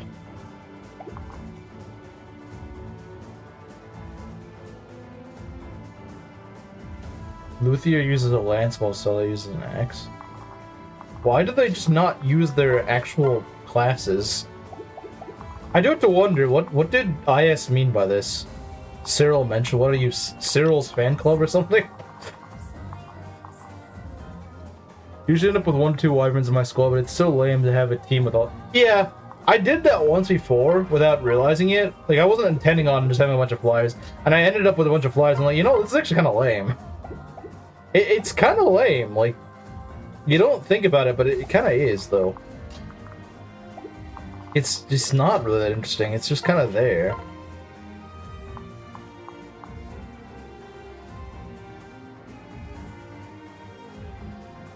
Blame Heroes devs. See, I used to hate Cyril, but then I realized that point-blank volley is kind of broken. Like, okay, it's not broken, it feels really satisfying and maddening because no one can really double and suddenly he can actually cook things. Cyril with Lysithia. I think it's kind of interesting that he actually that their support is kind of flips the whole It kind of flips the whole dynamic on the head, where Lysithea feels like she's talking to someone who's looking down on her. I think it flips the dynamic on the head, and I think that's interesting. Oh, it's fine. It's fine, Ares. About to crash out or make a joke. It's both Swiss strikes, but you get it super early. And yeah, that's why it's so good. Let's see here. Yeah, it's Ares.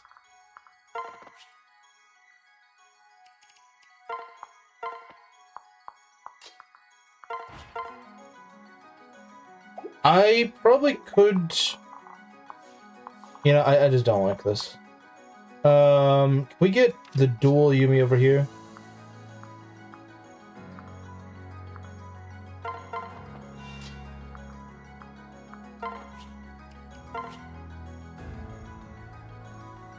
Can only act reasonable because she believes she has power over Cyril because she's older than him and thus in her fantasy land she lives, and he can't look down on her.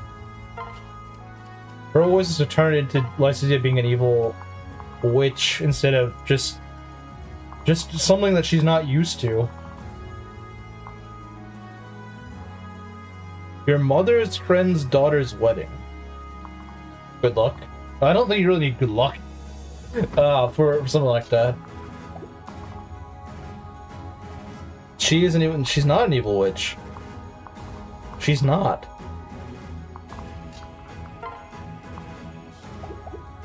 Okay.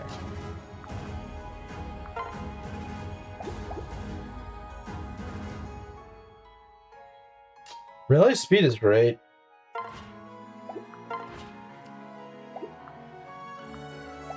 Yeah, let's go heal her, because why not? Isn't it a bit late in the day for a wedding? The one Pocky wedding I had been to was, it was like in the evening. I mean, it wasn't... Although, I guess, yeah, by this point it is already evening time. The actual wedding ceremony was like at... It was like 4 or 5 p.m. and then we had dinner. And then I had like the wedding cake in the evening.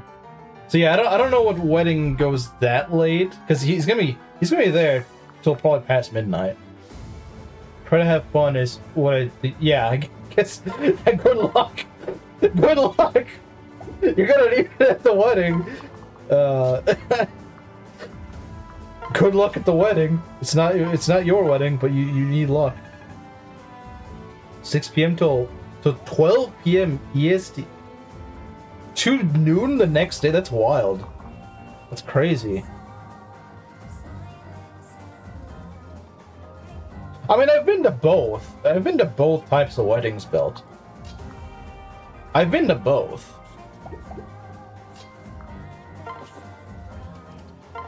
Yeah, I would imagine it probably would be in your case. I've been to both.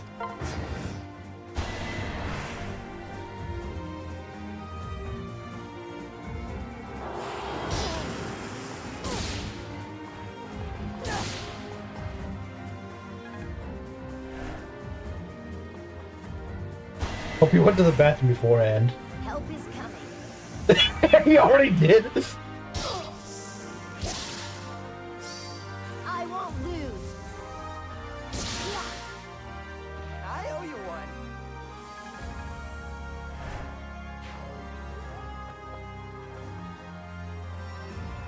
And more keep coming. Lovely. Okay. Pursuer is good, but it would need to land the killing blow, I think. It would need to land the killing blow because she doesn't survive a round of combat. Does anyone survive a round of combat? You don't.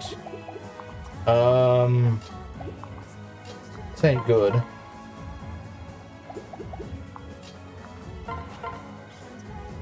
Oh, he survives a crit. Good. Good. Mr. Throw. Here I am. We're not done yet. Yeah, that gave it is nice extra healing. It's really good in the early game, but it's not so useful later on. Because once you get more healing, it's not too useful. It's like, yeah, I guess it's never useless, but it's a lot less necessary later on. These guys are starting to creep up on us. I don't really like it.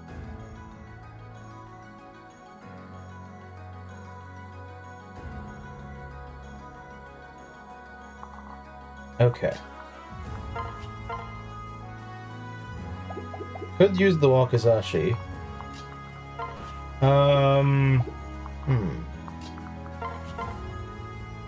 It's not too useful, is it? Alright, I'm not gonna throw corn in there. Well, if I heal, I might. If I heal, I might. Yeah, you know, we could go heal.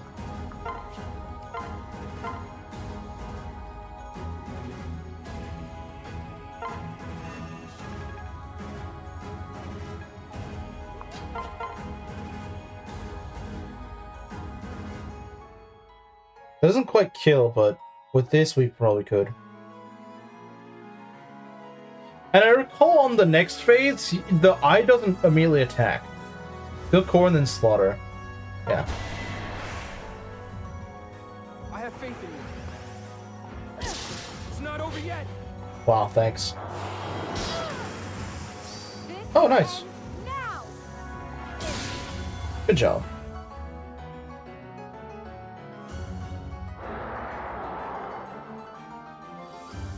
Okay. Yeah, it waits a turn. And it's magic damage. Yeah, you're right. You're right. So in other words, having the eye spawn right now is actually not too bad, because you don't get attacked by it.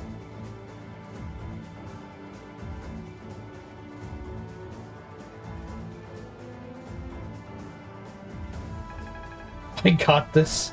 No, you don't. You don't got this.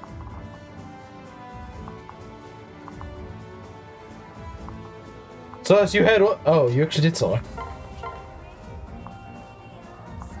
You can't one round the ninja? Bruh. You can't kill the ninja. We might want to pair off or something. Wait, what? Oh, I thought it was Caden. I was like, what? You'll have base support with your wife. That doesn't make any sense. But yeah, the daughter having a beast support actually makes sense. See, how badly does the pursuer hurt her? Okay, yeah, she's not gonna get doubled. Is she? Well, she gets doubled, but it doesn't really matter.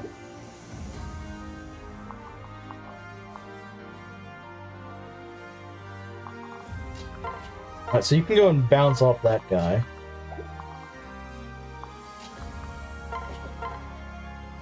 In theory, Sakura could kill the Ben Franklin, but obviously she's gonna need to actually set up some damage first, obviously.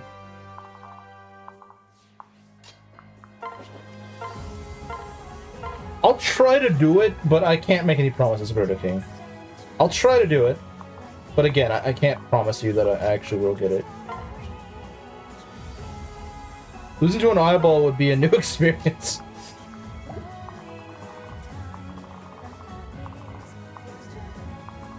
I feel like there's some clever pun you could make with that, but I can't think of one.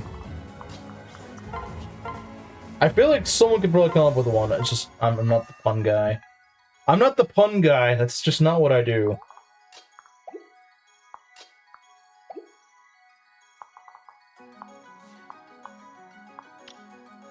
Okay. Alright. It was mainly a joke, but I would love to see it. Okay, there we go. There we go. There's the pun.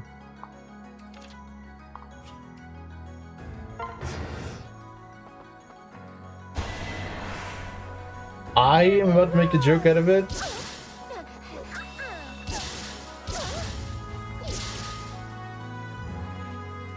do you know? Okay. I don't know if we're gonna be able to kill him this turn. I kind of doubt it. Oh, we do decent damage, but we take a lot in retaliation. Just Yukiko fighting Ameno Sagiri from Persona 4. Yeah, it kind of is. Yeah, the Persona 4 jokes write themselves, don't they? They do, don't they? They absolutely do.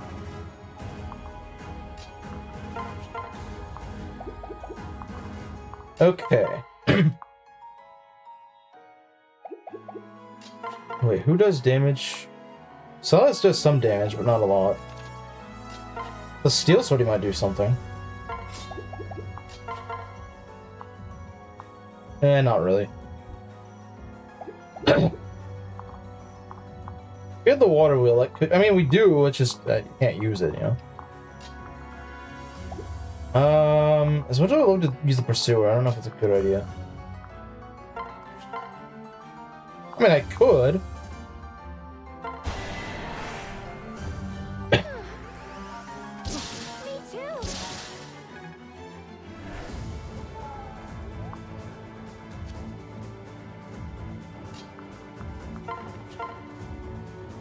Oh, she actually did. Wow. Okay.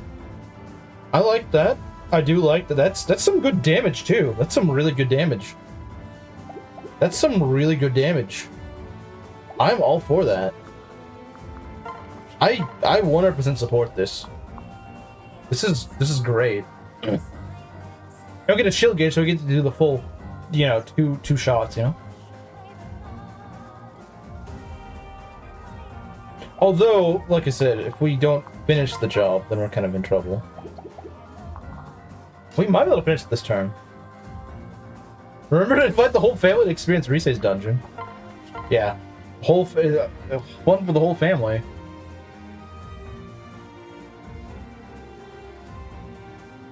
You know what? Screw it. Let's do this. Why not? I'll do my best. Look out, dum-dum. Just say "look out, dum dum" to our mother. It's kind of disrespectful, but all right.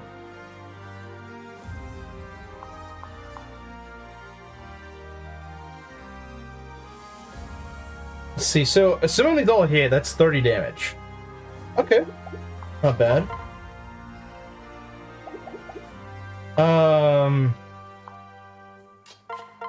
Yeah, as much as I like to kill with the Ben Franklin, I don't think it's worth it. Unless we get like a proc or something. If we get a proc, we might just kill him, bro. This could be tough. Pay attention.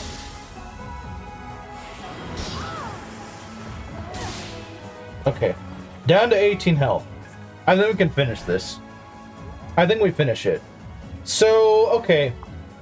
We could either dance Corrin or we could dance Mozu. Mozu just guarantees a kill, I think. I think Mozu just guarantees a kill, because that's, you know, I think Mozu could easily just get the kill. Although Corrin could cap her level, Rizu could cap her level and still suck. The problem is that Corrin could miss. Corrin could still miss. Mozu would not miss.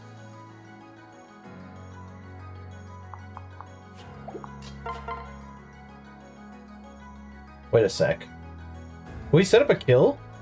We might be able to set up a kill. Although Silas could die. Silas could die. Actually, maybe he couldn't. Maybe he couldn't. Alright, let's try this. Let's try it. I can protect you. Cap her level. I mean, it's not gonna matter. I want to get the Ben. I want to kill the Ben Franklin. We gotta do it, guys. Ben Franklin kill. Ben Franklin deserves a kill. Come on, Ben Franklin kill. There we go, guys. Ben Franklin versus Anankos, but Ben Franklin wins.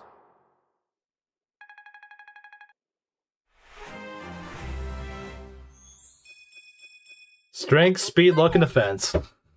Why couldn't she be our lord? Why couldn't Sakura be our lord? Instead, we were stuck with Rizu, who doesn't level anything useful.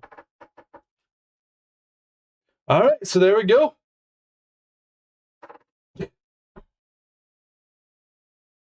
See, Sakura wouldn't let us down.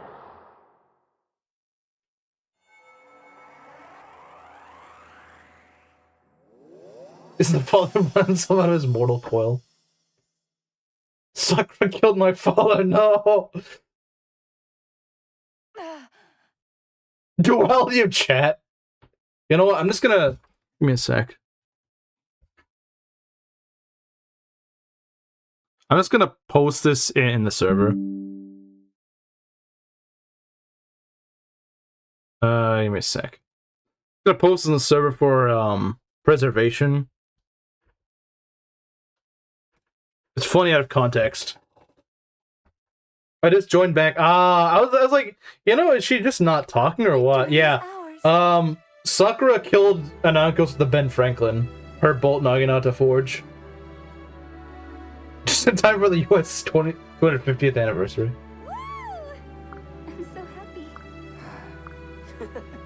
You know, this is an Ironman. We're just gonna skip this. Oh, you know, what's the corny cutscene? Why not? In the name of the first dragons. Selena never died. This is true. Speaking for the kingdom of Nor. And I, Ryoma. Speaking for Hoshido. Vow to keep peace between us.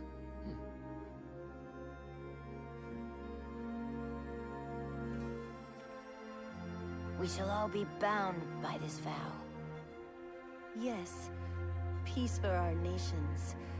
You should be happy. Yeah, she's actually... She kind of carried... Like the princess so good. Yeah, I don't know why. Yay! We're friends now! Friends! I didn't know Yukio was friends with Elise. Wish it were that easy to just forgive, you know? I know.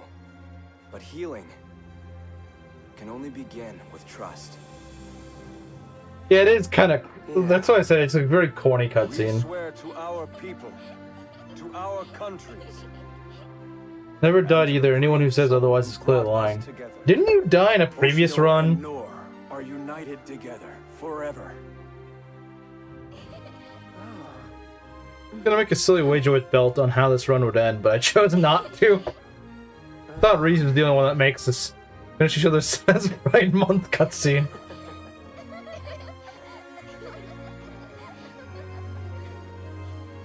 You had Benny kill Anankos? Belt stonks just went up with that statement. The belt stonks just went up with that statement right there.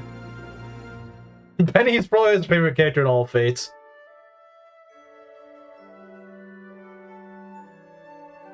That was my cousin Reuse. Reuse. But do you have another cousin named Recycle?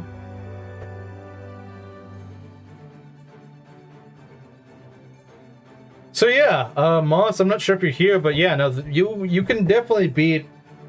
Your run is definitely beatable on Lunatic. They, like I said, they have the hardest... Your squad is the hardest time at the beginning, because they're a rough squad to work with. They're not too hard to work with later on. There are some weaknesses they have, but it's certainly doable. Breaking out the orange juice to celebrate Benny kills? True. Selena never died is the best part. The only problem is... Well, no, Selena never got married, so... Oh, right, you're married to... Olivia. Yeah, that's unfortunate, I'm sorry. Reduce, reuse, recycle. That's kind of the joke I was going for, so they're actually 3 cousins. They're 3 cousins. He has 3 cousins, and those are their names. I should have some orange juice. Good idea. I would have orange juice, but I don't think we have any orange juice.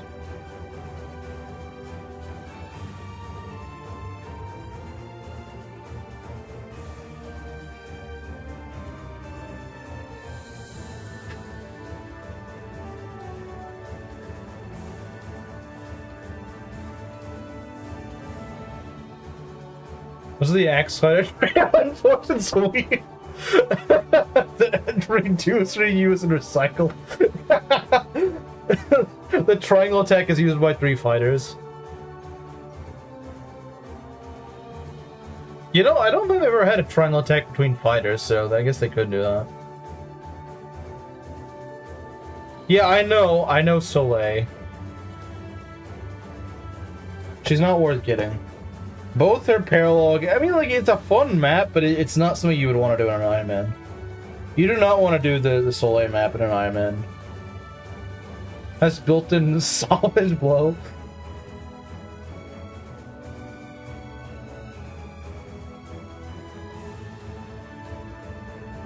I'm the MVP of this. I'm trying to think of something. What? If the V stands for vulnerable, and yeah, I guess so. Most vulnerable person. Okay, fine. You have good defense. That was like the one thing you had. You had good defense. That was like the one thing you had. What about almond silk and the crippling orange addictions? Well, see, you can cure that with just some orange juice. What chapter do you use training weapons up to? What do you mean? Like, what chapter do I do weapon rank training? I like using chapter 10 for that. Of course, I don't remember how it worked in this run, particularly. But usually that's what I do in Rev. Suppose Laszlo's Crom's son in this canon, and Laszlo's daughter hits on Ophelia. Odin's daughter, Crom's great niece, the cousin shipping never stops with IS. No, it does not. It's actually really easy. You have the obstacles block all the paths, but one and then choke the point. Yeah, I don't know. I know I did. I know I did it in Rev 2. That's like the only time I've ever played it on Lunatic. Endgame? Yeah, go grind up your weapon ranks in endgame. That's a great idea. FE4 moment, true.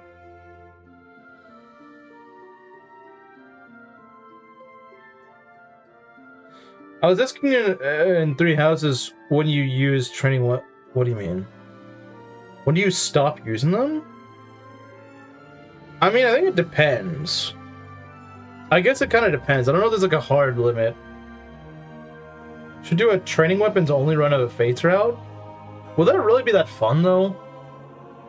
Would it really be that fun? I don't know if it'd really be that fun, to be honest. It also just makes it so you can never crit things. Which is kind of lame.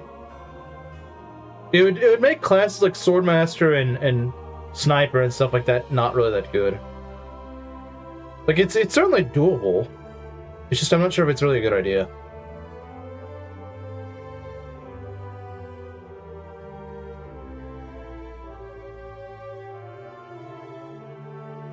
Unmanning with broken weapons? Okay, now that sounds like a challenge.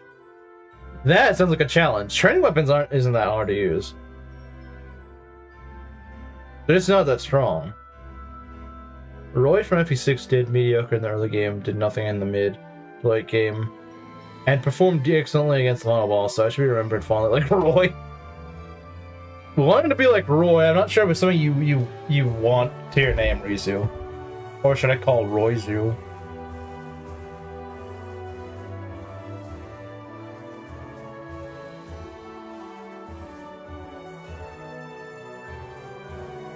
But then again, if he actually leveled well, we'd call him Roy Zoo, so I don't know. Take your pick, I suppose. Suppose.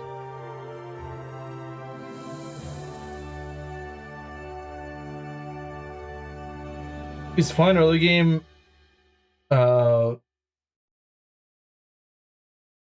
Fake snoozes rapier. Lets him handle armors and calves. Is this copyright? I don't remember if it is. I might just turn it off, just in case. I'm turning it off just in case, I don't know. If it's fine to play, then I'll play it.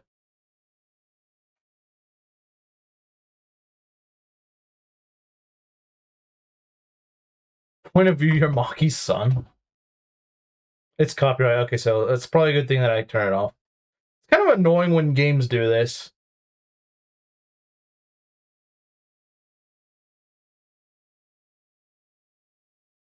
Canonically Maki, oh god.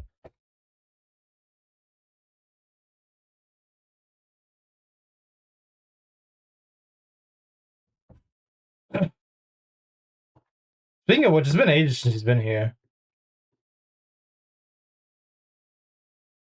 I guess that makes Roy my nephew or something. Wait, how does that work?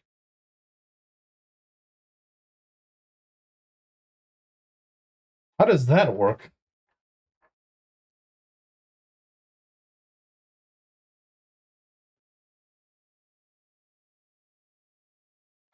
I'll take my leave, but this was a fun stream. I'm glad you were able to clear it. Any ideas for the next stream yet?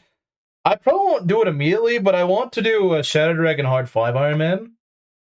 I don't expect to win it, because I've never gone all the way through Hard 5.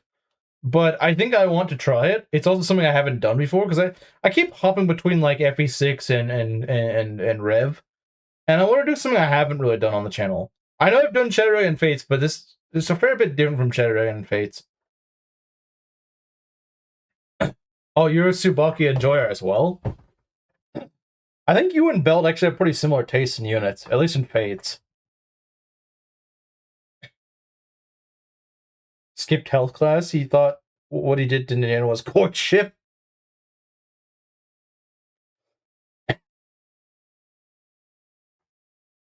Finally, somebody gets it.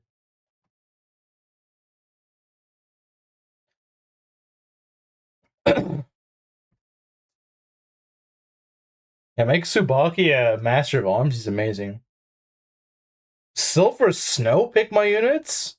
Or Sacred Stones pick my units? Either way, I don't really want to do it. Either way, I don't really want to do it. I suppose Silver Snow pick my units could at least be a little bit more fun, but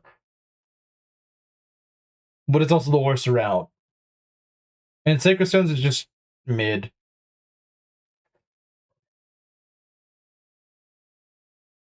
Something you've never done on the channel. I can think of a certain phone game you haven't. I think it begins with Guy and ends with Din.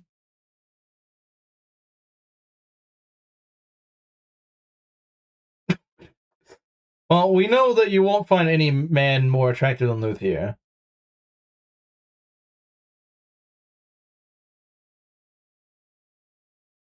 Secret Stone's what Razor is Seth.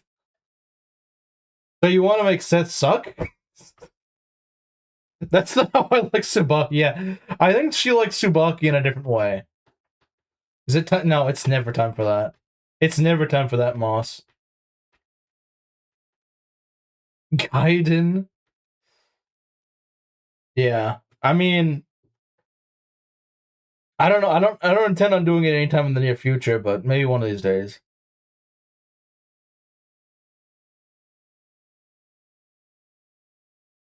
Just like his favorite chatter.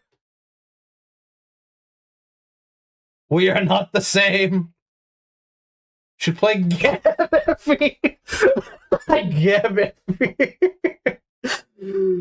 Gabby. You know, that would be probably pretty funny. I know. Here's the thing. As much as I'm laughing at it, I don't entirely know the whole Geb thing. I don't entirely know the lore on Geb. Like, I know he's that fat guy in FE8. But, you know what? If someone explains what it is to me, I may unironically stream it. Garen Quest? I do want to play Garen Quest at some point. I always say that, like, oh yeah, I'm going to get to Garen Quest one of these days, and I never do. I want to do Garen Quest. I do. It's really funny. But I just... That's the thing. I never get into... Anytime I play Fates, I just end up playing Rev. I never play Conquest. I need to get better at Conquest to actually play Garen Quest.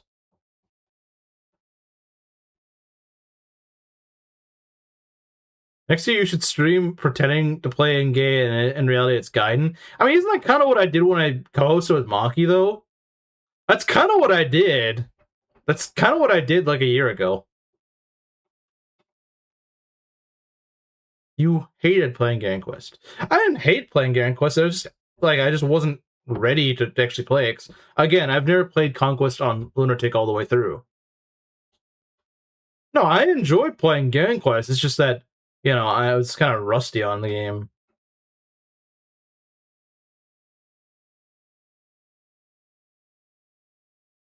Well, I mean, consider Gaiden's a lot clunkier than Shadow's Valencia, right? Garen monologuing was way too funny. Yeah, no, the dialogue in Garen Quest is peak. You sit in garbage, not Gaiden.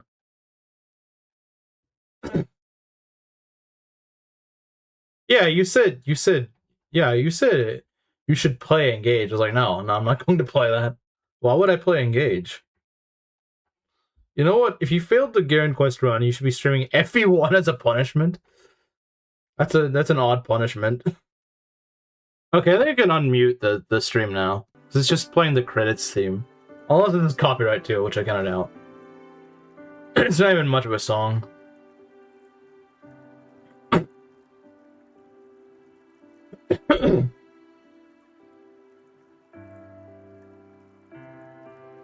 Did I actually lose any units that weren't drafted units?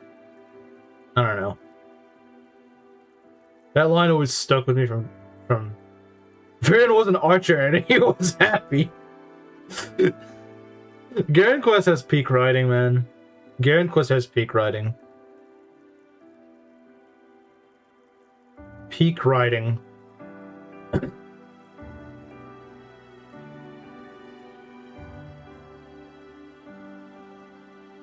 Oh, I guess Sizer died.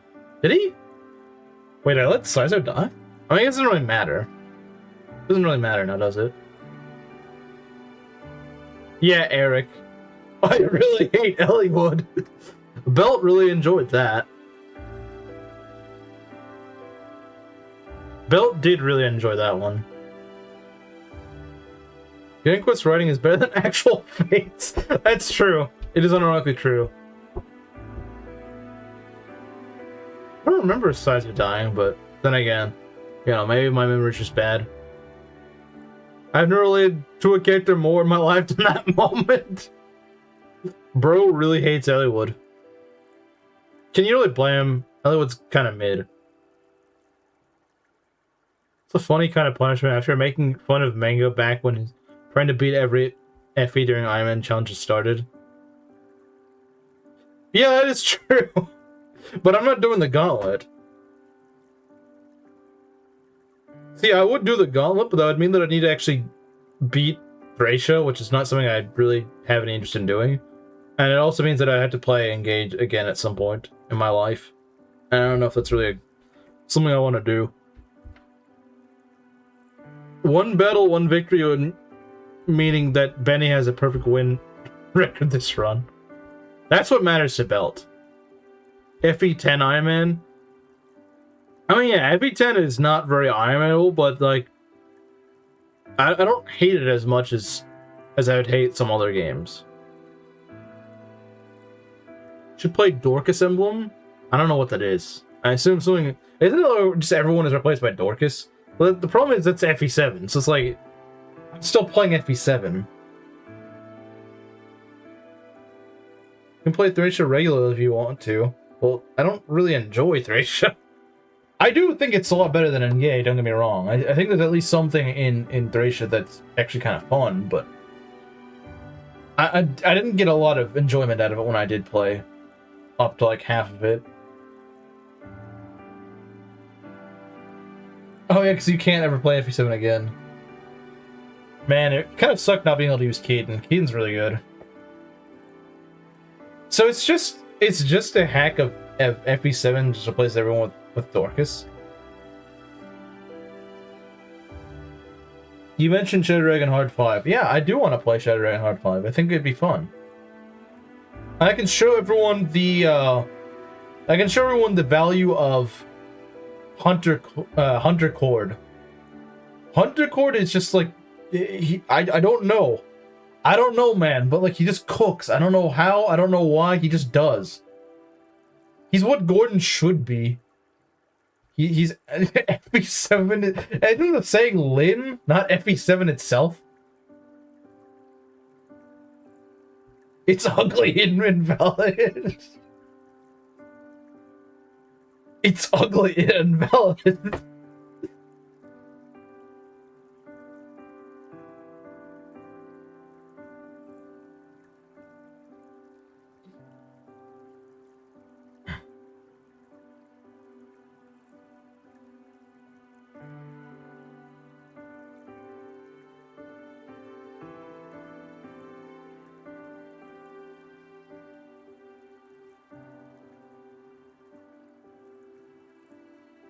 Not as much as you. Wait, what? What are you talking about? Who is you?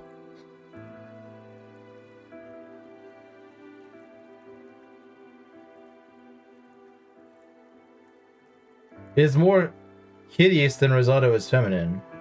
Well, there's not much feminine about the guy because he's still a guy. So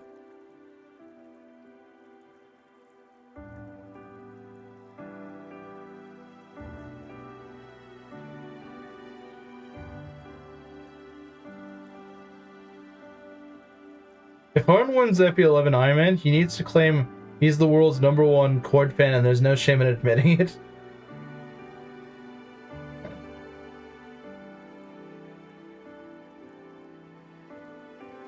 You got any memes? Yeah, actually we don't. We don't have any memes. We don't have any memes. Surprisingly. No, he's not. Don't go down that rabbit hole. It's not worth it. Don't do it. I promise you he's not interesting.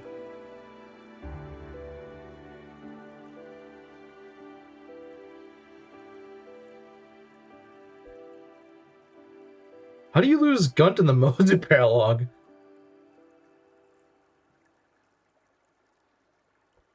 But that's the boss of Gazog. That's the boss of Leo's son's paralogue.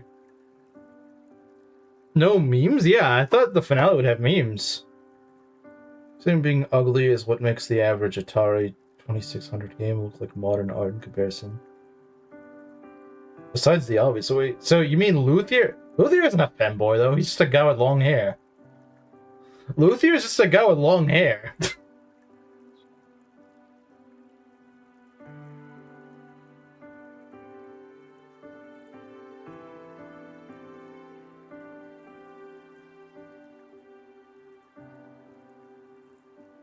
Because Gazi is a virtuous man. He even captured the evil force of the tree bandits. Hey, look! It's the woman that we all thought was just gonna suck. Gaiden Luthier exists? Does he look that feminine, though? I mean, I don't know. I have not seen what... Hearts of Iron player? Unfortunately, I've never played Hearts of Iron. But welcome. You might be in the wrong place if you're looking for a Hearts of Iron player, though. Have you seen his manual art? I have not. I don't know what he looks like in Gaiden. Belt is the Gaiden guy. Can he confirm this?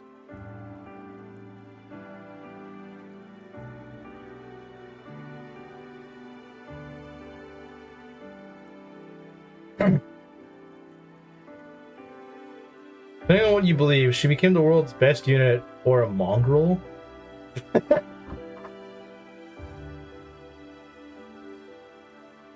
Oh, just a random Oswald Mosley name drop was suspicious.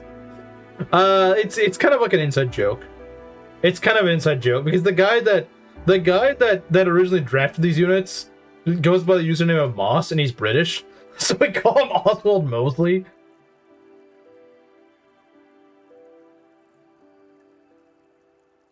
But it is kind of funny to see someone join because of the Oswald Mosley thing. That is funny.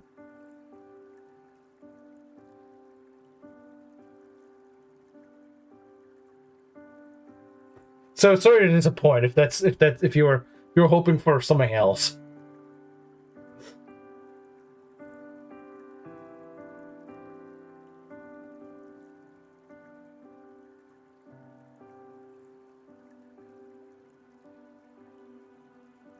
Rizu married Jacob? Yeah, at the very end, I married her off.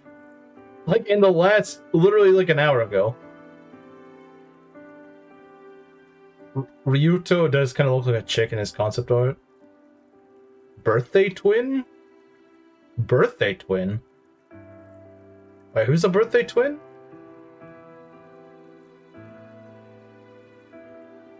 I don't know who is a birthday with who. Well, yeah, I've never seen what Luthier looks like in... You know what? If the game is over, let's see what he looks like. Let's see. Luthier, Fire Emblem Gaiden. What does he look like? Let me see. Yeah, he does have like that sort of like...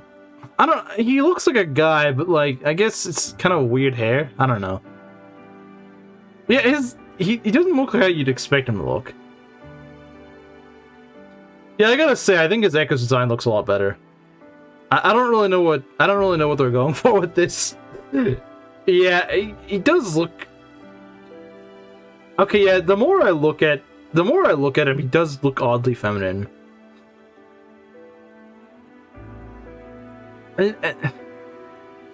I hate the fact that I'm saying this, but like the chest especially looks kind of feminine. I don't know if it's the angle, but like something's really weird going on there. I don't know. Jacob's your birthday twin. Jacob has the same birthday as you? Rizu's son is some sort of emo twink confirmed. Is the music really that loud? Well, it's not on anymore. His hair is not weird. It's a braid. Like Tanya is.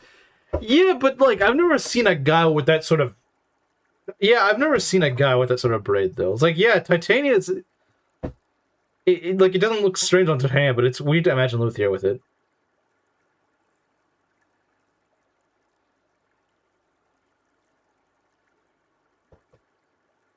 The braid look. Oh yeah, I'm sure she's gonna like that. It's an odd looking thing to Kageru's left.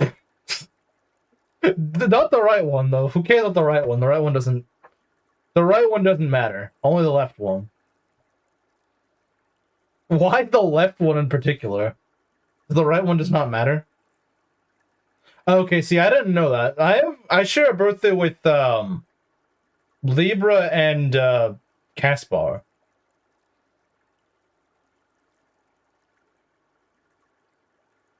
I share a birthday with those two. I'm surprised that Fire Emblem keeps reusing that birthday because it's. I don't know, it's just kind of a random day. I don't know why they keep reusing it. Watch it be someone else's birthday in Fortune's Weave. Yep. I don't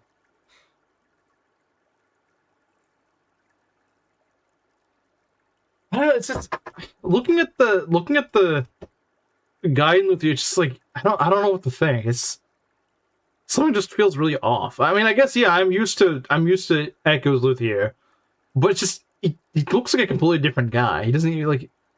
I don't know, man. Like when you look at Alm or Celica, you're like, yeah, I can kind of see that. I see like they look. They do have different designs, but like you can kind of see them. But like Luthier he looks like a completely different guy. It's like if you told me this is Luthier, I'd be like, no, it's not. It's some other person. I don't know. It just doesn't look like him.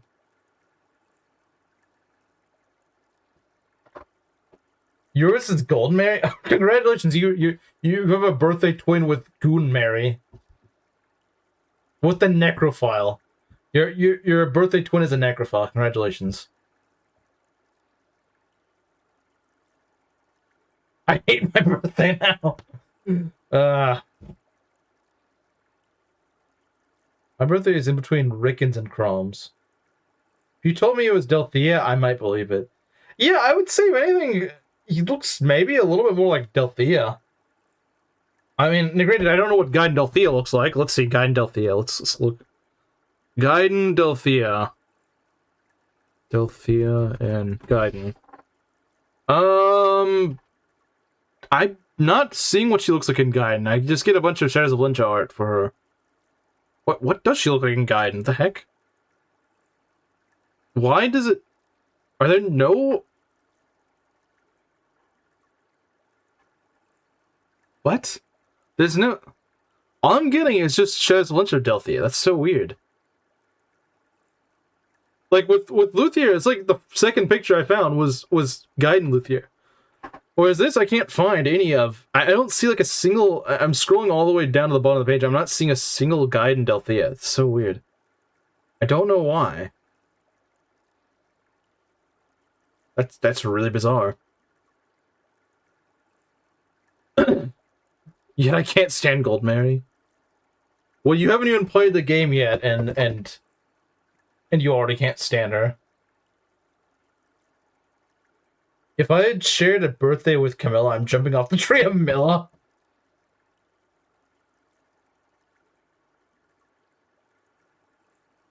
Keep it that way. Which unit is this scenario?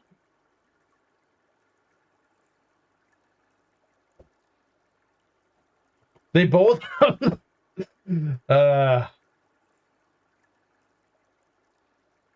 Like I said, I can't see Delphia Gaiden anywhere for some reason. Seen dialogue from Goldmary, what, for telling people to kill themselves? Thanks, YouTube. It'd be fun if you inadvertently saw my Goldmary video. It'd be funny if you actually did, like, 2 years ago or something.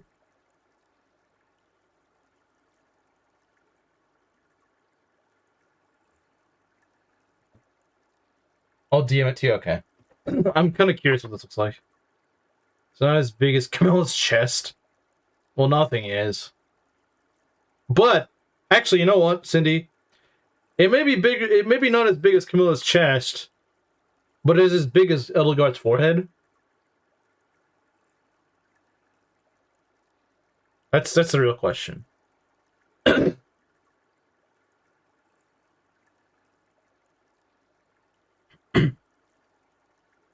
Okay, let's see what this looks like. It doesn't look as bad on Delphia. It doesn't look as weirdly juxtaposed as it does on Luthier. That's the thing, is it looks more natural on her, whereas this looks really off on Luthier. Not even Grima is as big. Okay. Not even Grima is as big as her chest. That's definitely something. But yeah, like I said, the next run is going to be Shadow Dragon Part 5. Like I said, I don't expect to win it.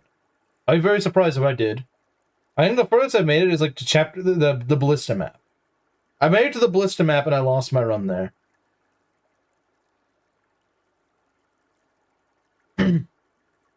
That's how it went. I'm hoping that maybe, you know, now I can maybe get back to that point, or maybe even beyond. But I think that Shadow Dragon Hard 5 is actually not too bad later on. So all of Edelgard's height went to her forehead. That's kind of what it is. I mean, you seen those memes of people playing tic-tac-toe on her forehead or something? You know, I used to not really think much of it. I used to not really think much of the forehead thing, but then, like, you know, it does look kind of odd when women have, like, really exposed foreheads. I don't know. It's something I hadn't thought of, and I was like, you know, it does look kind of jarring when it does happen. Apparently no final unit shares a birthday with me. Really? Wooden Cavalry? To be fair, like, to Mir's credit, Wooden Cavalry does suck. Like, on Hard 5, Wooden Cavalry is really bad. Because it's just a map full of siege garbage, and it's in a game where you're not really dodging things, and they're doing a lot of damage.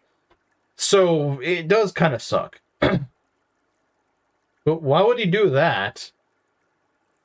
Why would Claude do that, though? That's a bit of an odd choice.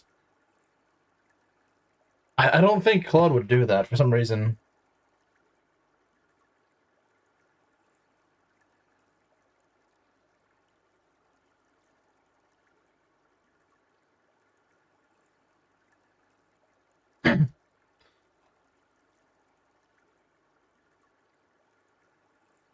Would put a lance through it?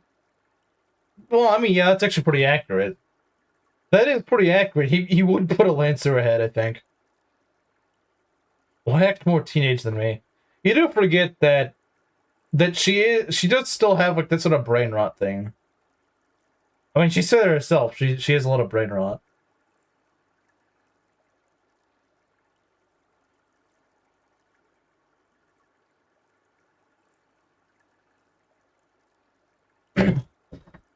I would draw a meme where Edelgard is like Sheen's big brain part from Jimmy Neutron based on the forehead choke.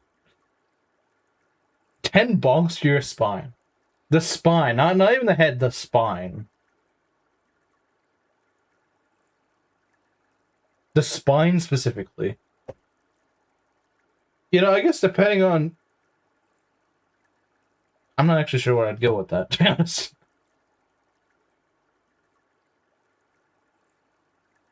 But I have to say, a bonk to the spine actually could probably help when you wake up. Do not make that number increase to 100.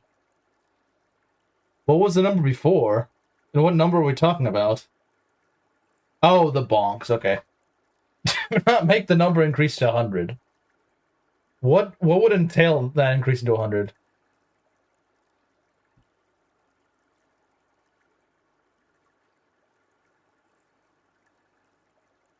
Just wants to cripple the poor woman at this point.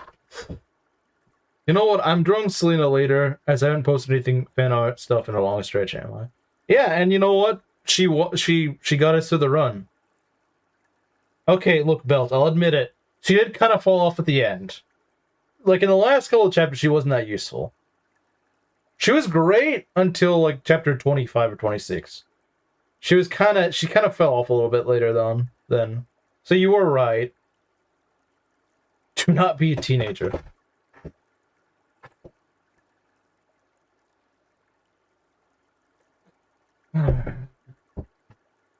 No threatening people unless they deserve it. What warrants deserving it, then? I do have to ask. Make Virion. Severa as Hatsune Miku. Okay, Proctor. I didn't know Proctor's alt was Cindy. Did I miss anything good? Deaths? You didn't miss any deaths. I won the run. It's a draw this round. I guess it is. Deathless. Yeah.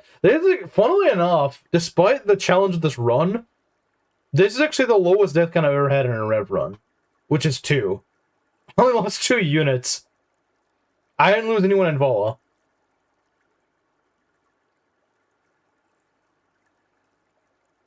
Yes, White Camaro, I only lost 2 units. And both those were more just kind of dumb accidents than actual, like, genuinely forced errors.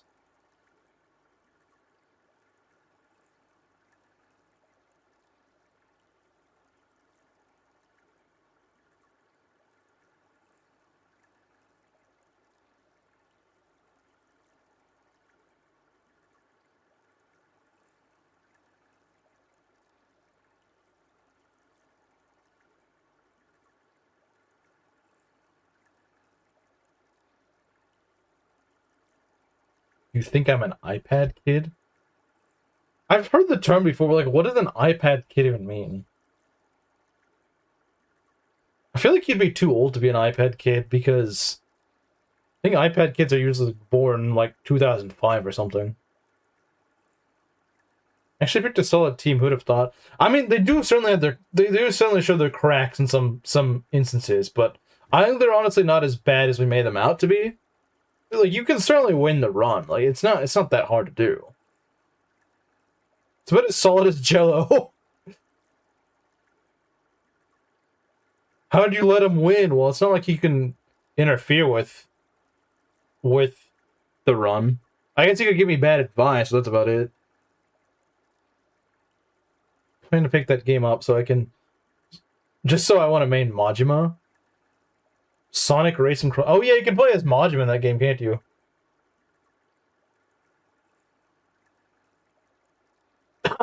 That's a weird comparison. Means a brain rot kid in this current slang. Correctly raised on iPads. Just given the fact that she's a few months younger than me, I get the feeling she probably wasn't, because I feel like those that were raised on iPads would have to be a few years younger. Probably younger than most of us. Yeah, that's the thing. If you were born in 1999, you're going to remember a time before smartphones. When I was like 6 or 7, you just had like those crappy flip phones. You didn't have smartphone stuff like that. Like, yeah, kids born today, heck, even probably Aries probably doesn't remember a time without smartphones. He probably doesn't. Smartphones were probably a thing since he was a toddler. I can certainly remember. I was in school by the time that they had that.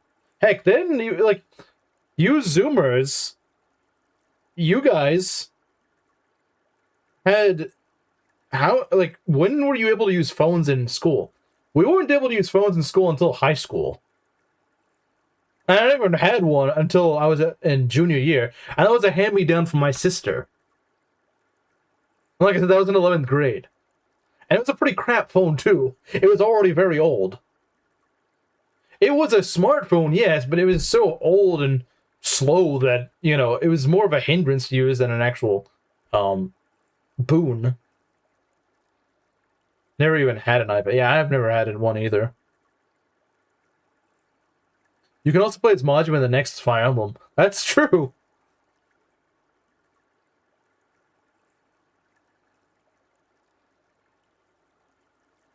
Yeah, so you're about the same as I am. I mean, when I was in 11th grade, I was 16, but yeah, roughly the same thing, yeah. That's the thing, a lot of these kids, you know, they're like 4 or 5 and they're getting their, you know, smartphones and stuff like that. We were already in our mid to late teens when we had ours. And like I said, the one I had was garbage. I got like an actually kind of good smartphone when I was in college.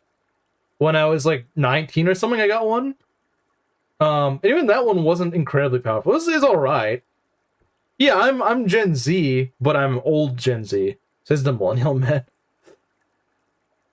See, the convenient thing is, since I'm a Zoomer, but I'm an old one, I can kind of use it in like a, you kids. He's the millennial, so no, I don't. No, I refuse to be with my siblings. I do not like coffee. I do not like Starbucks. I refuse to drink the soy bucks. No, I will not drink the soy pucks. You hand a little kid a smartphone, you're either crazy or malfunctioning. I think a lot of parents do it just to get their kid to leave me alone. Pumpkins, no. No. This is too much, no. No. This is too much heresy. Remember when I got my first phone, I was playing Fate, and my mom said she had a surprise for my siblings and I. It was phones for us. Oh, well, that's probably more generous than what my parents did. They're like, yeah, you're gonna get your sister's phone. It wasn't even like a present, like, you know what, you kind of need a phone at this point, so we're gonna give you your sister's phone. It was in early 2017 for us. When I think about it, Gerudo might not. Wait, what?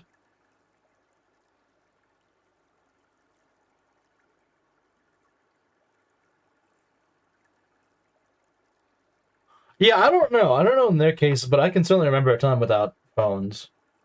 Well, like, smartphones. I mean, not a time without phones. I'm not that old. But like I said, back when I was playing on my Nintendo DS as a kid, when I was playing, like, Pokemon Diamond or whatever, yeah, those smartphones weren't a thing. You didn't use smartphones. You just used, like, a normal telephone. Like, maybe you'd have, like, one of those, like, flip phones. Yeah, we had those sort of cell phones, yeah, but, well, I didn't, but, like, that's what people used. I remember whenever cell phones were like, no, we can't get it, it's too expensive. Like, that's how old I am, where my parents like, no, we're not gonna get a cell phone, like, and what do you think, we're rich? Of course, now everyone has a freaking smartphone. Even people in, like, poor African countries have smartphones, like, my brother was born in 2001, my sister 2002. See, my siblings are way older than me. In your case, your siblings you're the oldest of your family. I'm the youngest by a significant margin.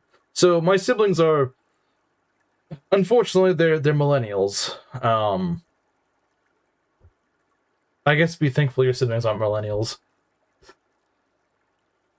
I'm feeling ancient. Well, you're gonna make me feel more ancient. Didn't you say it was 4 years before you were born? What was 4 years before you was born?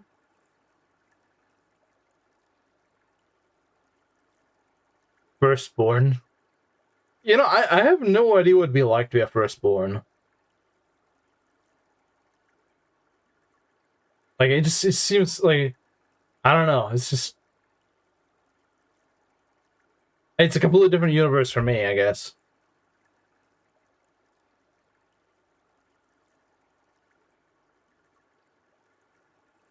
Gonna crumble to dust. Well, I mean, remember, Mario is older than us. At the very least.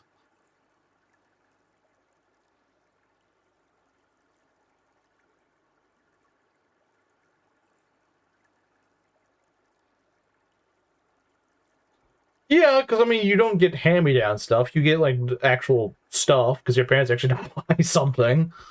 That's true. That is true. Well, then again, you know, if you're the youngest, then you don't have to really look after your younger siblings, so you don't have any. Being siblingless like me. That's another thing I can't really imagine, because it's just not something that's ever really been... well, actually, I kind of can, because now I'm the only one that lives with my parents, so, you know, I guess it's kind of what it's kind of like what a, I guess what an only child has, but it's like, at times you aren't the only child. I don't know. So I can kind of imagine that. I can't imagine being the oldest, though, because I've never am or will be in any instance. It was released in 1992. Damn, that's when my sister was born. Your parents were a certain way, you also wouldn't get stuff. That is true, yeah. When Bill was 7, he enjoyed playing FE7. Some guy that was a peaceful time. Some say that was a peaceful time. I don't think he's gonna like that. Outside of being firstborn is having he timed that out. Responsibility shoved on you on occasion, but it's not so bad. You like being the oldest? Well, I mean, you also don't really know what it's like being anything besides the oldest. But it's like, yeah, if you like looking after your younger siblings, then I guess you would probably like that. Of course, I don't really know what it's like, because I've never really been... Like, that's the problem, is like, everyone's always kind of taking care of me, so I don't really know what it's like to not be. You weren't parentified, surprisingly. Really? So you were never said, like, go look after your little brother or your little sister? They never did that? Huh. I mean, I guess different parents, you know, perform in different ways, but that's kind of surprising. I just felt like it was something that any older sibling usually is kind of adjusted to do. Sometimes I act like the youngest. Because of the brain rot? Because of the brain rot? A sibling, however, fantasizes about their own parents just having them and how that would change them. Fantasizes about their, like, having them as an only child? I don't think that has ever crossed my mind, Kameru. Autistic, so I'm less mature. I mean, I guess it's to an extent true. That, but I don't think that's necessarily like... I mean, I feel like it's not like all autistic people are immature, though. Like, I don't think that's the case. I do think there probably is something to be said that they probably do age mentally a bit differently. I think that's probably the case. Is that they don't quite... And that's part of the reason why my parents thought I was autistic, is that they would say, like, oh, well, he doesn't quite act his age. Like, he acts maybe like a few years younger. Of course, in my case, I never really thought anything of it. I just thought that was normal. Like, it's just how I act. But, like, you know, I guess they thought it was kind of odd. Are the strongest because they get all the orange juice? That's just the belt grind set. I like how anything I say about FE7 is what gets me timed out.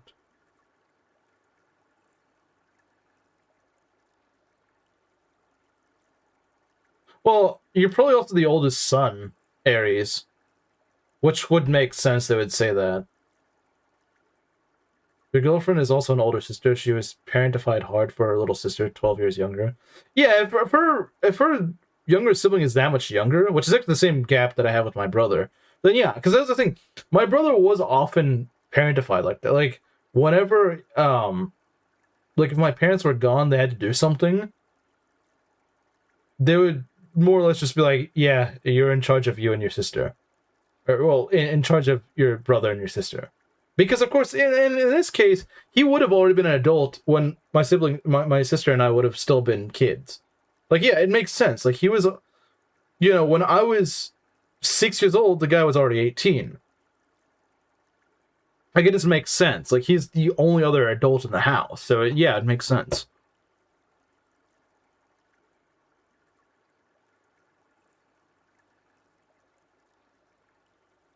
Get back to watching Coco Melon. I was talking about this conversation hinting at how the parents that have many children usually were already different from those who got many children. How the parents that have many children...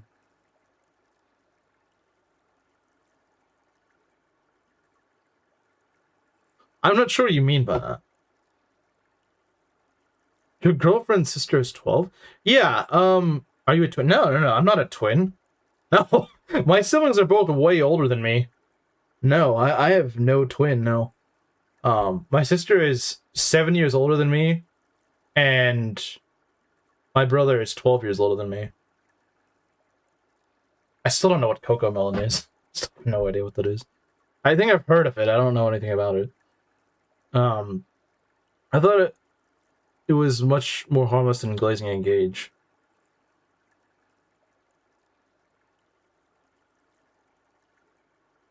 What is more harmless than those who only get one child? Well, yeah, I would imagine there's a pretty big difference because, you know, like that's the thing. It's kind of like a resource thing. If you only have one child, all those resources can go to that one child. If you have 4 children, then they're like the resources are going to have to split between 4 children. It's a show for little toddlers. I know she said that she watches some kids shows because she's autistic. To be fair, though, I don't think that's uniquely an autistic thing, because for some reason my sister also watched, like, Arthur when she was, like, my age, my current age, like 25 or 26. It's like, oh yeah, that last episode of Arthur. I'm like, why are you talking, like, why are you so hyped for an episode of Arthur? Like, you're 25.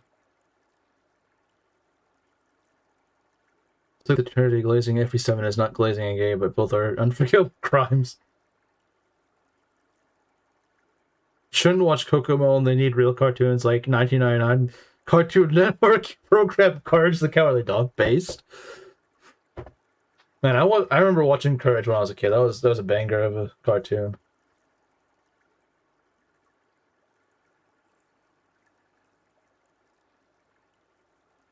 You know what's a banger of a cartoon even when you're an adult, though? Tom and Jerry. At my job, they would have, like, whatever on TV, and there was a few days they just had freaking, like, old Tom and Jerry on, and unironically, I did laugh out loud, during some moments. Like, it was actually just funny. It was just funny. Like, as a grown man, like, it was just funny. I don't know what else to say. I was just, like, it was generally... It could generally just be funny. Which scenes from Saint Seiya Inferno Saga go very hard when you are 3. I feel like that's probably a little too sophisticated for a 3-year-old to really grasp. I was gonna say that I still watch some kid shows, but then I remembered the amount of war crimes in them, so I guess they aren't. Yeah, they're probably not kid shows, they have a bunch of war crimes in them. Remember the reruns of Tom and Jerry? I think they just don't make it the same way as they used to. It's just quality. It is. There's no shame in liking Tom and Jerry, even as an adult. There's no shame in it. Yeah, see, someone gets it. I always wanted Tom to win. As a kid, I always wanted Tom to win. Courage is peak, yeah, though. One of us watched Courage the Cowardly Dog when we were one. I think a lot of us did. No, I don't think Belt's ever watched it. He just glazes it all the time. And glaze makes it sound like he doesn't like he doesn't deserve the. It doesn't deserve appreciation. It does. Courage is based. Belt, you got a fellow Courage enjoyer. What guy in his 20s would ever talk about actually watching a cartoon geared towards kids? I can never. Yeah, I do remember seeing a little bit of Codename. It was more so when I was trying to get doing my homework, if anything. Feel bad for Tom and root for him eventually.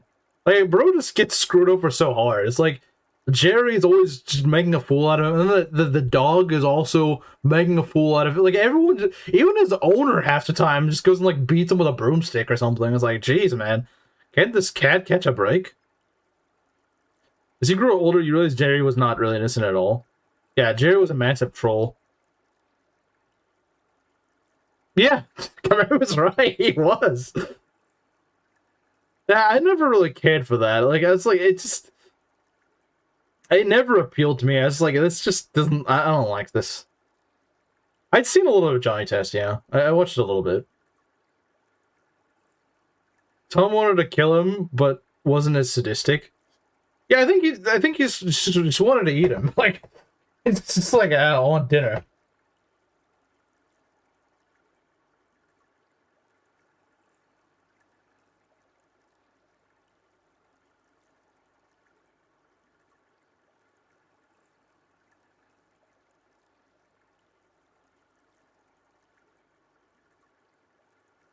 Like I think like that's the thing. Is like Jerry was just kind of he was just doing like, whatever he could just to make Tom miserable. Isn't the truest, John?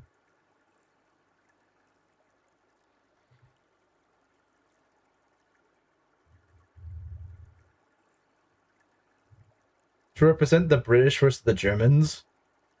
Really? Remember when there's a Netflix version of... I had never heard of that. Never heard of that.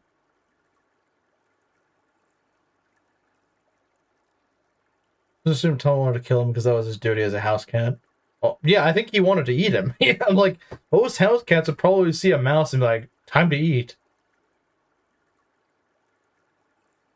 Bro was doing his job and Jerry tortured him for it. Yeah? I mean, like, half the time the owner was actually like, hey, go catch the mouse or something like that. And then he like, fails. Because Jerry is being Jerry.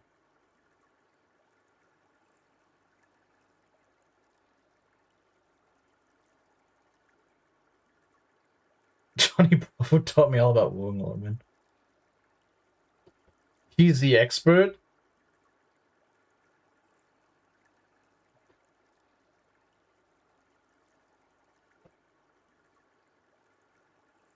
In every dimension, I end up siding with the Germans.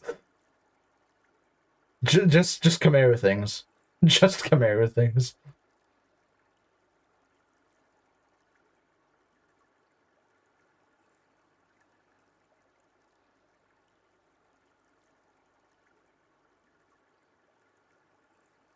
Chimera just has that natural gravity towards the Germans. It's just an affinity at this point.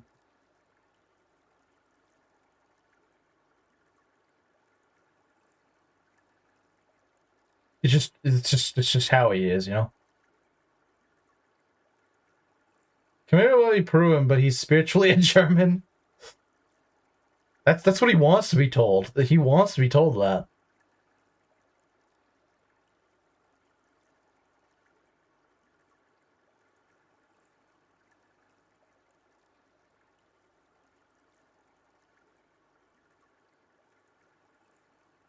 That's exactly what he wants to hear.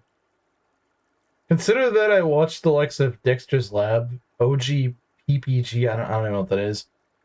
Cow and Chicken, Courage, Editor, Bill and Mandy, Kids Next Door, and Ben 10 Drop. See, I know like half those and the other half of those I have no idea. Like the OG PPG, I don't know what that is. I have zero clue what that is.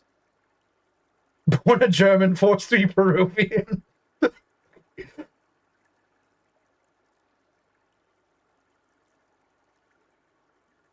Before learning, really? That's kind of odd. I wonder how he was like that even before he learned much history.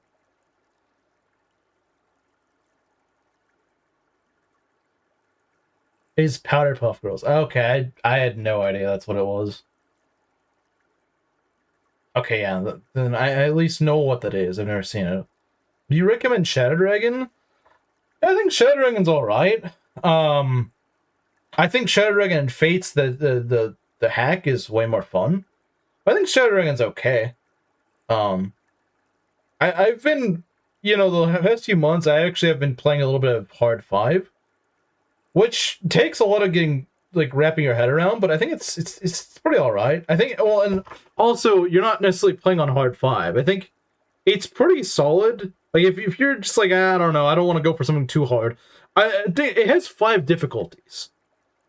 Actually, I think it technically has 6. It's got normal and then hard 1, hard 2, hard 3, hard 4, hard 5. So yeah, you can actually, it's got a lot more customizability to difficulty. I think the most out of any Fire Emblem game, actually. I played on hard 3. Hard 3 was actually pretty satisfying. I played it a few years ago on hard 3. It keeps you on your toes, but it's not like overly difficult. Oh yeah, the DS Fire Emblem is pretty ugly. Like, I don't think anyone's gonna be like, oh, it actually looks really nice. Well, maybe Dawnlot might. Dawnlot might, because Dawnlot will defend Shadow Dragon and like everything. But yeah, the gameplay of it, it's, how to put it, it's very bare bones, but like it's not necessarily a bad thing. Like, you don't have things like supports, you don't have things like you know, like rescue. You don't have things like Kanto, but it's well, but it's like it's most bare, but it's not bad. Like I don't know how to put it, but it's like you might think that's a bad thing, but it's not. It's because you have to remember what applies to the player is also applying to the enemies. It's ugly, it's flip, but it looks fun. It is actually pretty decently fun, and I hope to show more of that whenever I go and do my Shadow Dragon Hard 5 Ironman. Because it's not bad. Like for one thing that's actually really nice about it is that you can reclass. The reclassing is what Shadow Dragon is probably most famous for. You can reclass pretty much anyone into anything. Well, there are some slight limitations, but for the most part, you can reclass whenever you need to. There are class sets, so you can't just reclass one guy into anything, but you can reclass him into quite a few different things. And it's free. You don't need a heart seal, you don't need to go and work on weapon. You just get in and go. A map full of archers, you can just go and reclass your flyer into like a cab or something.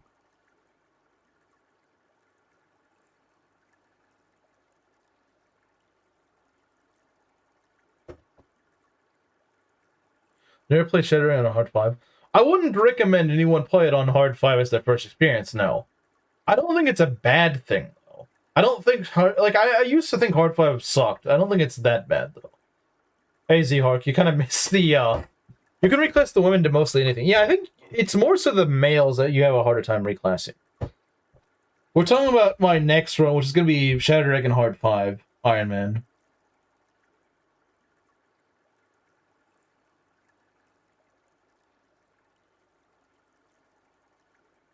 Honestly, Hard 5 is not that bad.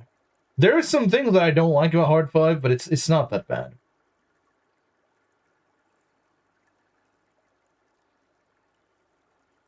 Yeah, because that's the thing. The reason why Shadow Dragon and New Mystery look so ugly is because it's like this weird art style that doesn't really work. Yeah, Hard 5, it's like you think it's bad at the very beginning, and the first three bosses kind of suck. Lunatic Reverse Hard 5. I've never even played it, but yeah, it probably is. Males have 2 class pools, women get 1, but with less total classes. Yeah, that's about right.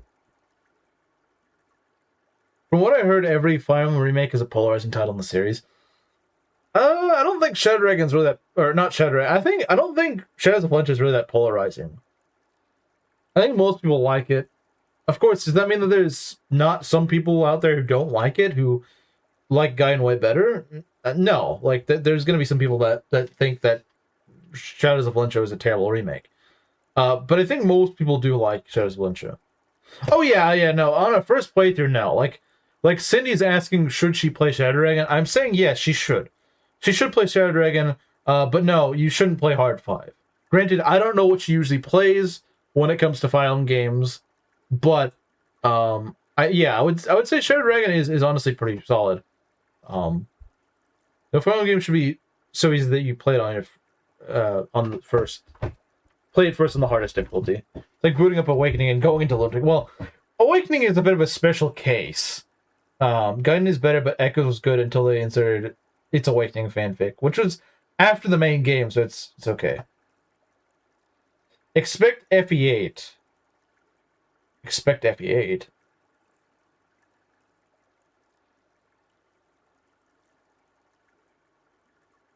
Oh, you mean accept FE8 and... Well, I don't know. Hector Hard Mode's kind of janky. You finished 8 today? Was it mid? They were so revengeful they immediately became engagees.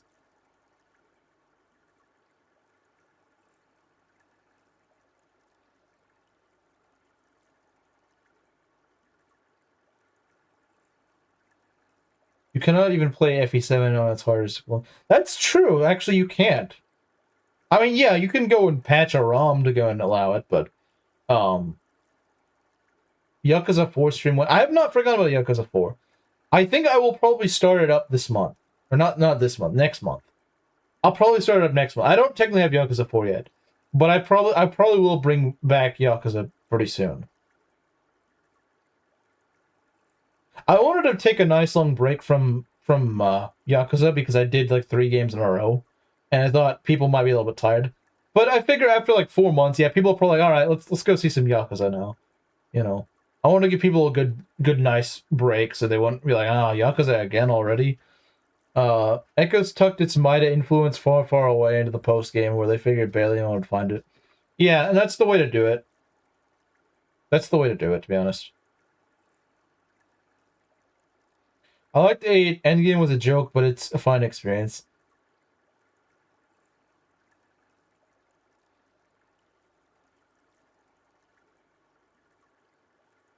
The flash forward dream at cutscene was also a Might influence. Yeah, it kind of was, because, like, doesn't Awakening and Fates and Engage all have those? Where you start at the beginning and it's like, oh, you're most of the way through the... Well, okay, and Fates, it's not really like that. It's only on chapter 6, but... They'll talk about 7's enemy spam like 8 doesn't exist. Yeah, it's... A lot of things that people trash on 7 for, 8 also has. It was a joke from start to finish. Even the Ephraim route, which provides a slight challenge, which is still quite easy. I think for a blind playthrough, Ephraim route on difficult can be kind of annoying, but when you actually know what you're doing, it's still pretty easy.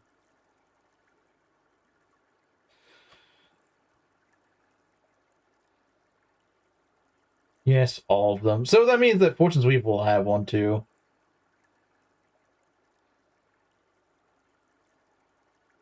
Three Houses had a flashback. Yeah. And I think it made it better. Your Erica turned out okay? Well, it's not a question. Like, that can happen. Erica is not that bad. Well, it has made her so weak.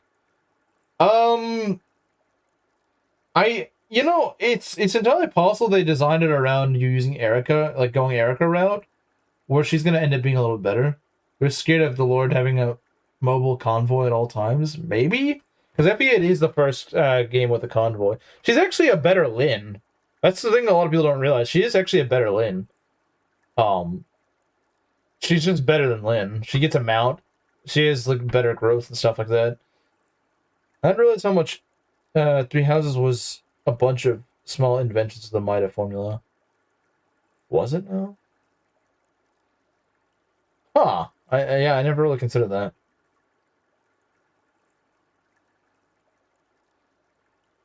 It wasn't made to be a hard game. Shouldn't excuse the fact that it's boring for veteran players. Yeah, it is. Your Lyn was crazy. Alright, see you, Gruder King. Enemy spam is at its worst from 7 to 10, but 7 and 9 on the hardest difficulties are the worst offenders. Yeah. Devs are afraid to make Erica good in the baby game targeted towards babies. Yeah, I don't know why. Oh no, we can't make her too good. We're gonna make the game really easy, but we can't make it too easy.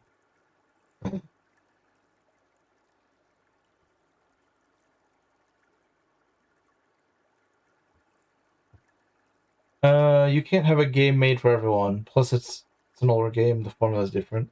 Yeah, but I mean, like, FB6 is proof that you can have an old game that's not laughably easy. FB6 isn't laughably easy. It's actually relatively difficult.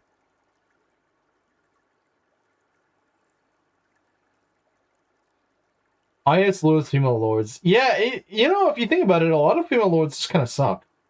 Celica's good. What else? No, yeah, honestly. I wouldn't count, like, Robin and Corin and Byleth, because, like, they could all be male. You never played FE6? You should. You should play FE6. I guess Edelgard's okay, but even Edelgard is honestly a lot weaker than Dimitri and Claude. She tries to be an armor without really being that tanky.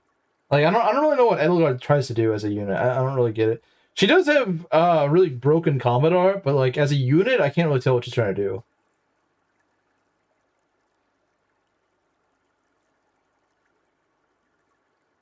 You usually kill your father. Three Houses.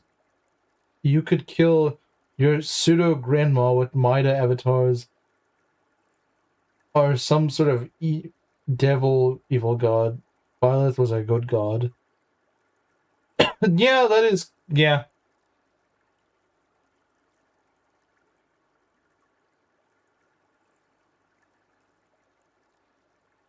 Yeah. Like, I don't think the other two are really that good. It's saved by Amy. Yeah, Amy is just so busted that even though she's kind of wonky as a unit, she's really good.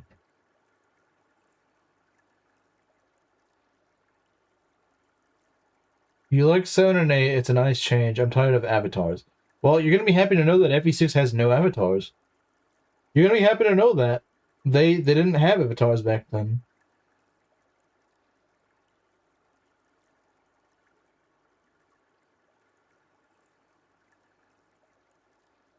Just so easily made Elgard's unique class good, but instead it's just like a worse Fortress Knight.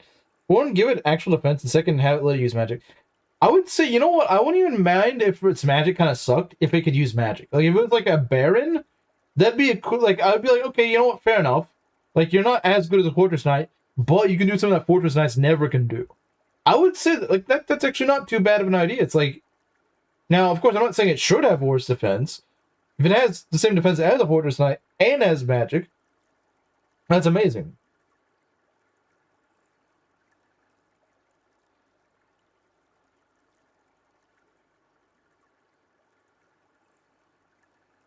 Some people say that Three Houses should have tread FE to then list avatars as core. Wait, who does that? That, like, I've never heard anyone say that. I've never heard anyone say that, Camaro. I don't think I've ever heard anyone say that.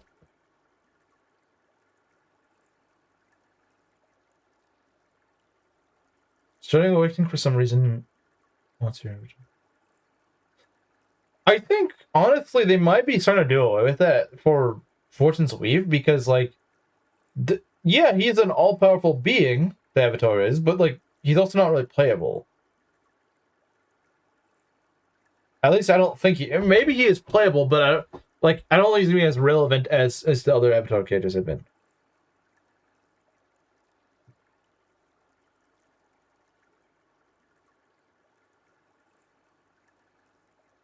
What is a good way to balance footlock unit with mounted ones? I think what FE4 does is kind of interesting. It makes the mounted units not as good of combat units, but it makes the infantry units like really good, but they don't have the movement. But of course, FE4 also works very differently because the maps are enormous. That's what it does. Now, I see there's like an infantry sort of rank in Fortune's Weave, which makes me kind of curious what they're going to do with that. Because it sounds like they're going to try to make more of a comparison between like infantry classes and cavalry classes in general. And I'm kind of curious where that's going to go. Dismounting is the stupidest thing I've ever seen in a video game. See, you think it's stupid until you realize that the older games actually force you to dismount.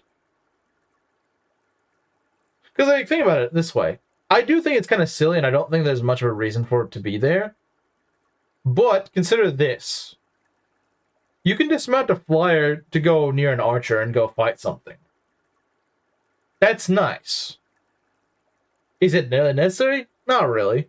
But it's nice to have. It's as if Mida's authority correlates with Avatar prominence. Well, I mean, I feel like Byleth is still fairly prominent even in, in Three Houses. Not to the same degree as, like Corin or Robin or whatever, but FE7 gave archers ballistas, so if you had a horse archer, you couldn't use them. Archers had better growth also. Is that true? I don't think that's true. That first part is true, but I don't think the second part is. Dismounting in Three Houses is stupid. There are niche instances where it's actually nice. Like, for example, fighting near archers. Like, let's say you're using Ingrid, she's a Pegasus, and there's an enemy archer nearby. But you need to kill, like, this cav that's right next to you. You need to kill that cav, but you don't want to deal with the archer just killing you. So you can dismount her for that one turn, just get rid of the cav, and then she doesn't face, pretty much certain death from retaliation. So yeah, it is situational for sure, and I think honestly it's not really necessary. But I guess it's nice to have.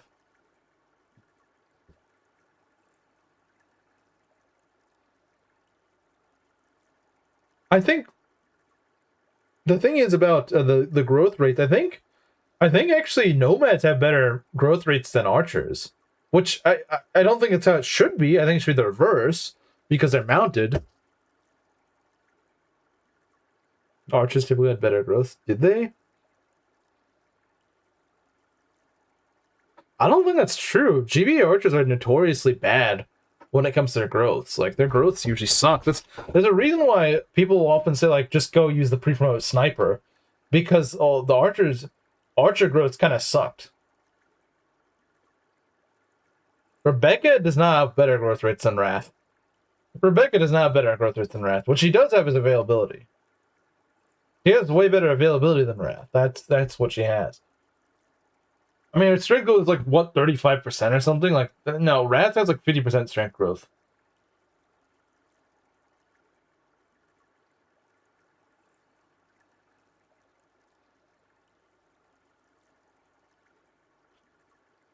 Like, what are Rebecca's better? What are her better growth rates? Like skill, luck, res, maybe. I guess they were. Like, I don't know what to tell you. That's the important question. What difficulty are you on? If you're on normal, then yeah, it doesn't matter too much. You were playing on hard mode. You were playing, wait, Hector hard mode or Eliwood hard mode?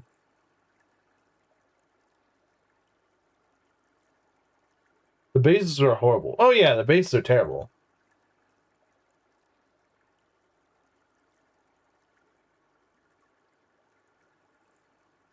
Oh yeah, their bases suck. Archer bases are awful. I think you just got lucky though, because their growths aren't anything that impressive. I do think Ares is probably right. Her strength growth is 40%. Okay, that's higher than I would have thought. That is higher than I would have thought. I will admit that is higher than I would have thought.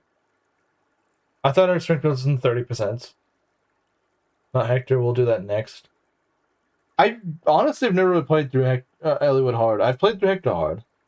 Eliwood hard I don't think is actually that hard. It's hard in weird ways that it shouldn't be. If that makes sense. It's not hard for being conventionally hard, if that makes sense. I feel like a fake hard mode. It is. Because Eliwood's fake. Hard to believe that your archers were major contributors in anything. The enemies are weak, but you'd want to kill waves of them on any face, something that archers can't do. Yeah, they can't.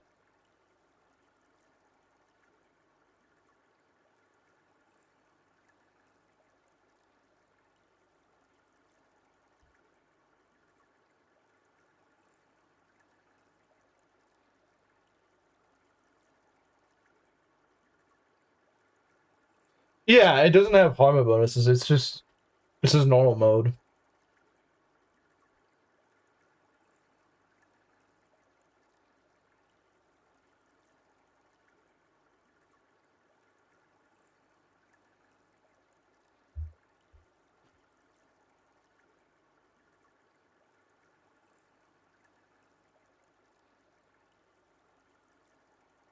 Yeah, it's really bizarre.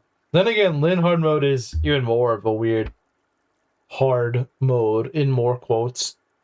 It's not even the you can autopilot Lin hard mode. You can autopilot it so hard.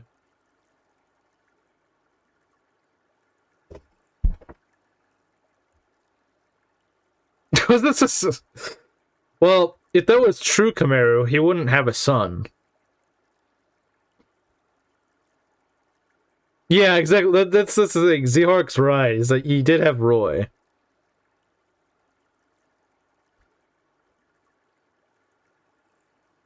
The pace must have been snail-like if the archers were top dogs. Or maybe his other guys just sucked. Like, I don't know. Maybe his other guys are just incredibly stat screwed. The point that his archers are actually good. Which is kind of sad. But you gotta remember, at the same time, my Selena was one of my better units in this rev run, so...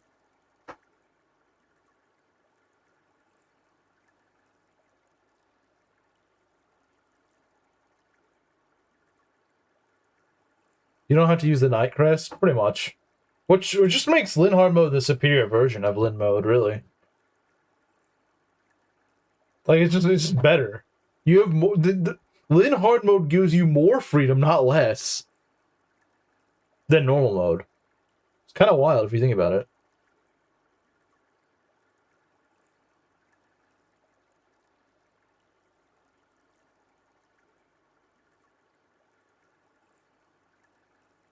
Bro, Will doing anything is actually impressive.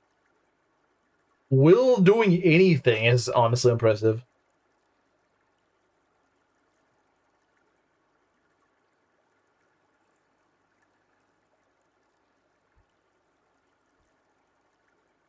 Yeah, that's true. If you're playing it slower, then yeah, the archers are going to be pretty useful, but normally they're not going to be like that.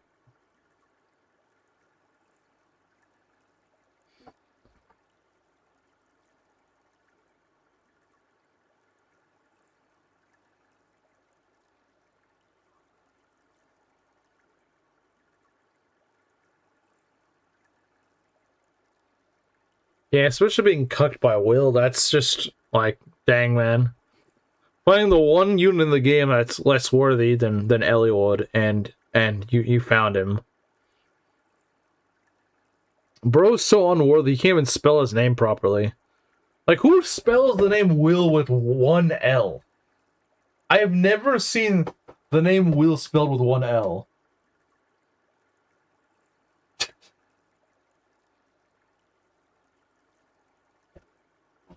What non-archer units are going to struggle killing normal mode quality enemies in FE7? Shanna. I mean, I know she's not an FE7 unit, but Shanna. Eves.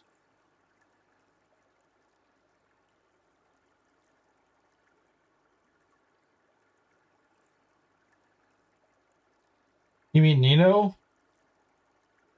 Hollywood after multiple tries, man.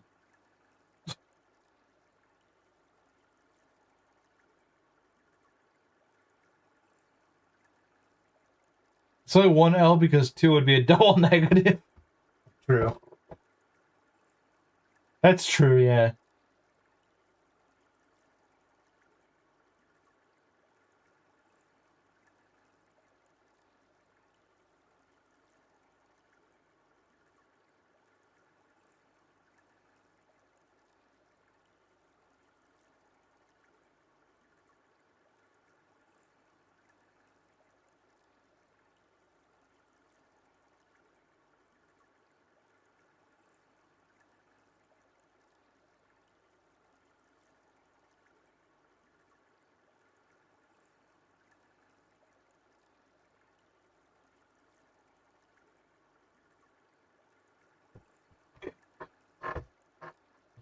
I don't know if I'd agree with that.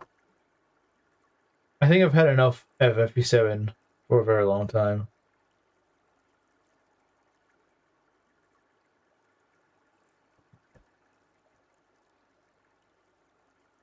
I don't think class variety was really an issue in FE7, personally. I don't think that was really the issue I had. But then again, you could also argue this really enemy phase games make class variety feel weaker.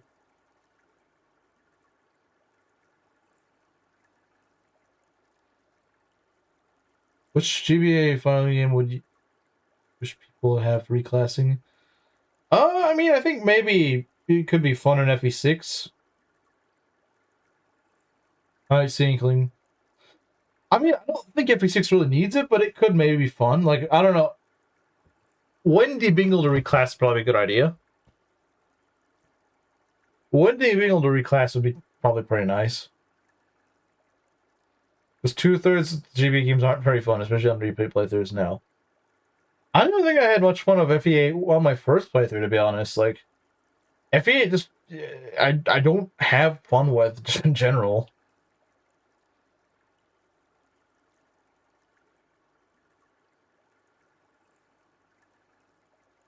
Or reclassing a Cavalier... Well, let's think of, like, Shadow Dragon reclassing. If we're talking about, like, Shadow Dragon reclassing, for example, keep in mind Roy's not able to reclass. Roy wouldn't be able to reclass.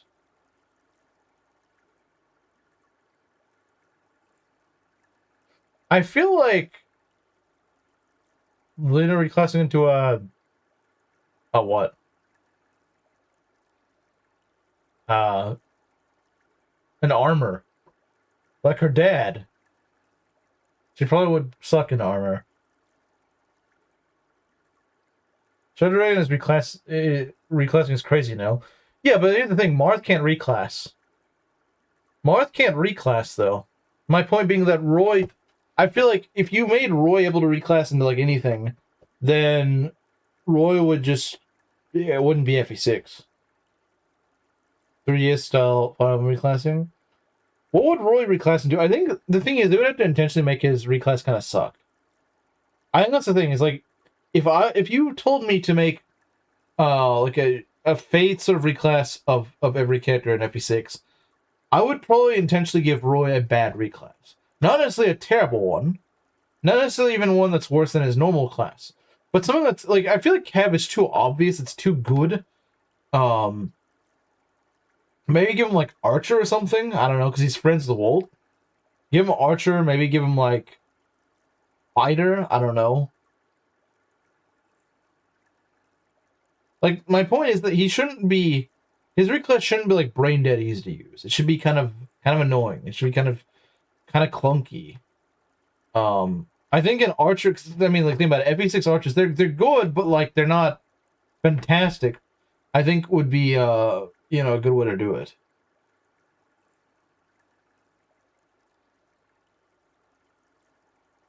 Lord promotion is just an item you can use. Yeah, it's nice, I suppose. I suppose Roy could reclass into a mage. I feel like mage might be too good. Mages are king in FE6. That's very telling of the level of excitement FE8 provides. True. When it's just like some mechanic that probably should have just been in the older games to begin with, then that's not really too impressive. Like, yeah, I guess it did make some nice decisions, but like, that doesn't really make for an exciting game. Cecilia did teach him magic. I know she was his teacher, but did she actually teach him magic? Because if so, why does he never use magic? Or is he just like, I don't know, Dimitri, who just can't use magic? Because, yeah, that actually doesn't make much sense. Maybe some sort of magical class, but, like, maybe not quite just a normal mage? I don't know. Would have a 5% magic growth. He's an awful mage. Okay, we need to be at least realistic. We should at least be realistic. Like, 5% magic growth is just awful. At that point, he's just way better than Lord. I would say, I don't know. I wonder what the devs were thinking with Amelia. They were thinking of simp units that they were thinking of.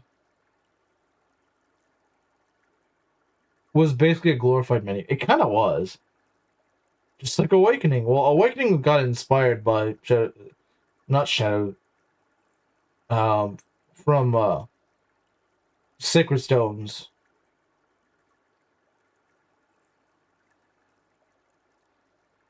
The world map didn't have any borders, and I don't know where we were. Yeah, that's one thing. Is that I think Awakening did have borders, didn't it? I think it did. I could be misremembering. But I swear it did. Yeah, something like that, I think would at least... Like, that's the thing. It's like, he shouldn't be strong, but he should at least have a chance to grow. So something like a 30% magic growth at least gives him someone to work with. It's not good. It's not great, but, like, he can... Give him, like, a base, like, 6 magic or something. And give him, like, a 30% growth. Like, he's not going to be amazing. He's not going to be amazing, but, like, he can at least grow.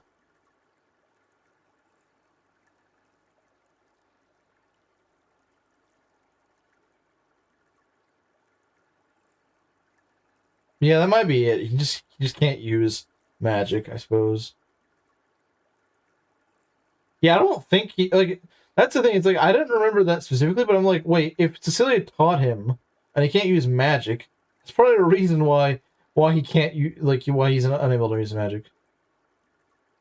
It's trick with Cecilia gets in that mage reclass.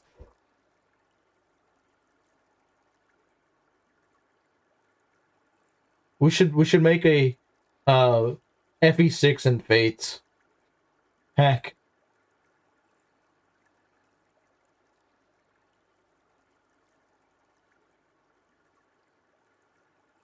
I wish someone made that. That'd be amazing. That'd be really fun.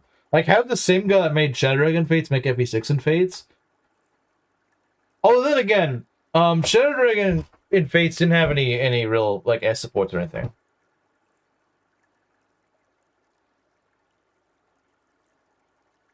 Since Fates supports don't really do anything. What do you mean? Fates doesn't. Wait. Supports don't do anything. What do you mean? They give stats. What are you talking about?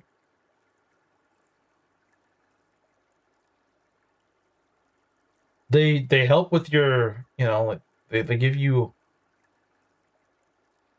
hit and avoid and stuff like that.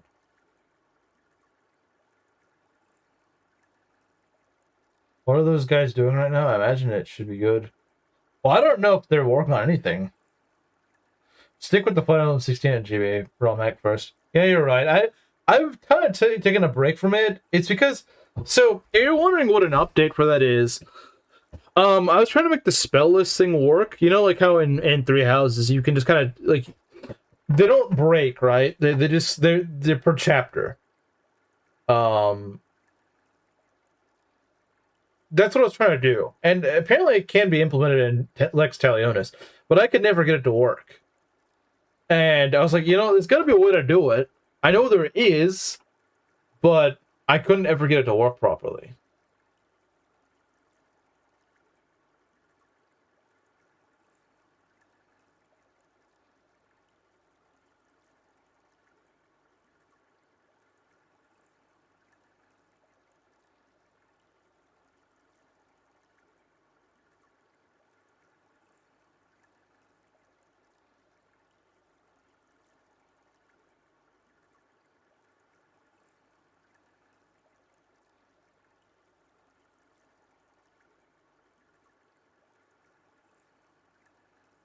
Imagine Fates with biorhythm.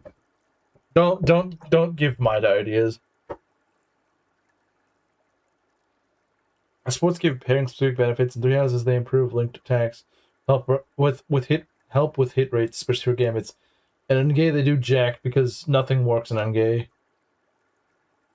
Call an expert. Well, I mean, I did consult the Lex Talionis Discord, but like no one really.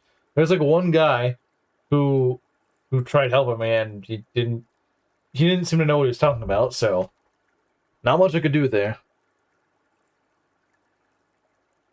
Can you do them as untradeable items that get reapplied each map? Well, I'm not sure that would work in Lex Talionis. There are ways to go and set it so they can't be like tradable or they can't be dropped or something like that. They restore per chapter. The problem is that I can't get it to. I think I can make it work, but not as like you have to use it like an item. It's kind of weird. You use it like a weapon, which should be. How do I explain it? Why do gambits make you mad? If Maida is in this chat right now, he would put biorhythm in. Yeah, he probably would. He probably would. I hope Maida does not watch my streams.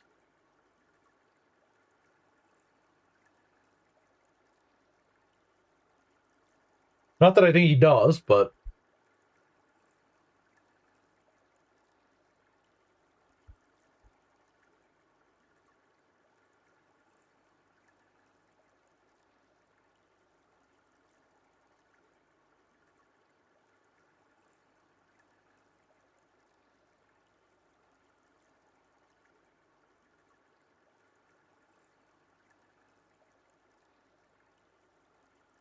I hope he does so he can feel ashamed.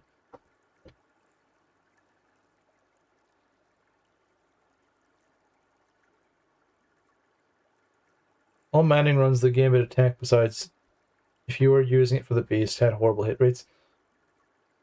Well, one, you're probably using it on guys that don't have good charm. Two, you're probably not using it in tandem with units you have good supports with. And three, you might just not be... Wait, did I already say Well, no, I don't think I did. You also want to keep in mind the hit rates. The hit rates of certain gambits have more hit than others. I think you might be just using the wrong gambits.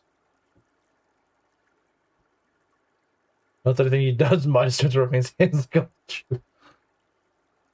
Somebody wasn't making use of supports. Yeah. Or they're attacking the wrong. You're attacking like freaking Edelgard with on maddening with gambits, which is not something you can really do.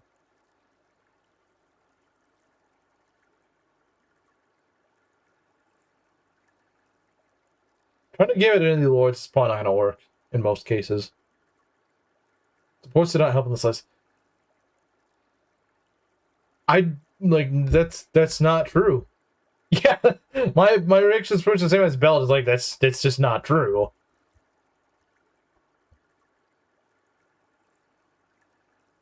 I'm not sure what you like. I would need to know what instance this was, because that's not the case. Like, how's the highest charm growth? Yeah, that's why I said Edelgard, because I think Edelgard is the highest charm, and yeah, that I think that's true. That sounds to be true. So yeah, if you're like trying to gambit Edelgard on maddening with freaking Raphael, then yeah, no wonder you're not having any luck. But to say that like supports don't matter with regards to hitting gambits, that you're like, that's just wrong.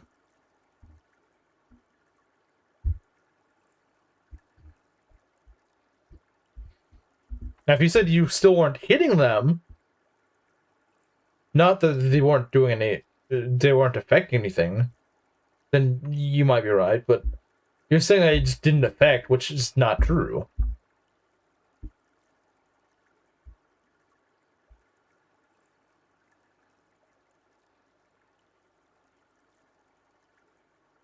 So in my phone, I was playing Fire and playing the game, 5 different maddening runs. I never once thought to put my support units together for gambits. I don't believe it. It's possible. They barely help the hit rates. You do realize they can stack, right? It's not just like, oh, he's in range of this one guy that supports him. They can stack, I'm fairly certain. So if you have him in range of like 4 different guys that he supports with, it's going to boost it a lot more. I think that's how it works.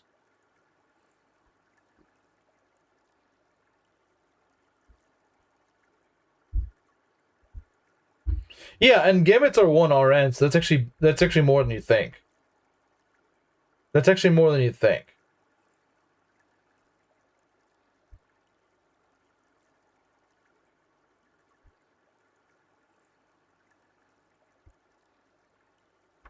And obviously, and you see on someone who, like, some units just don't do well with gambits. You gotta remember, some units just don't have charm.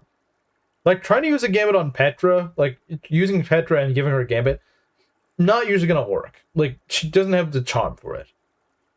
Giving it to one of the lords is a good idea. Giving it to someone like Hilda, who has really good charm, is a great idea.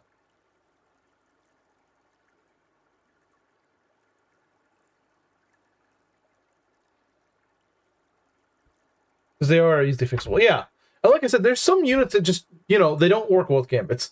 Like I said, you're trying to give Raphael gambits, you're trying to give Petra gambits. That's part of your problem. Like, that's not gonna work. Some units just they don't work with gambits. In that case, give them battalions that just either they have like a different effect. Like, give them like freaking what is it called? Impregnable wall or something. Give them something like that, so they can still be useful even if they can't use gambits. Well, maybe that's why you weren't enjoying the game, because you didn't have, gambits are massively helpful. If you're not using gambits properly, then you're not going to enjoy the game.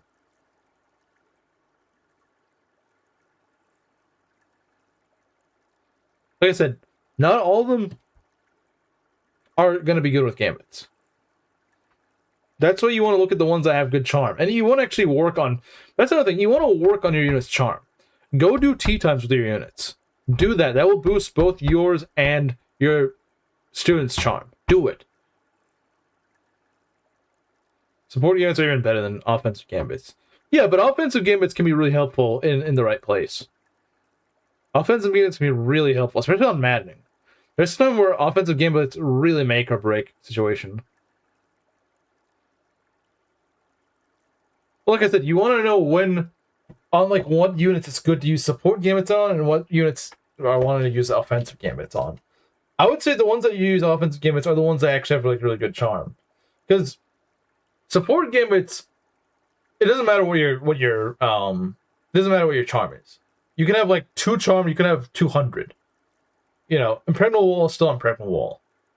But not everyone has good charm. Those that do have good charm are the ones that make the most use of that. Well, see, that's what I'm saying. I'm saying not just battalions, I'm saying gambits themselves are useful in Madden. Being able to gambit like some assassin with like 80 speed debuffs them heavily. They're significantly slower, they're significantly easier to hit now. Like it's like hitting an enemy with a ninja in face. It's like if you're struggling with an enemy, hitting them with a ninja is a good idea. That's how I see gambits, like offensive gambits is. Like they're like the player's poison strike. So poison strike in 3 houses isn't that easily obtainable.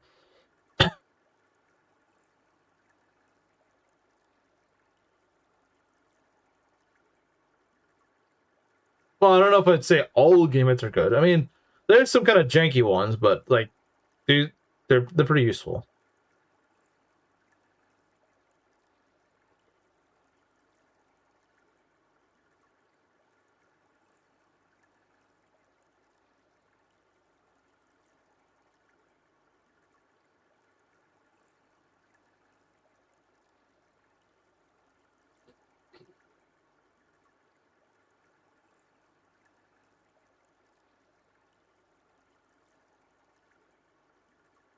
Even the healing ones?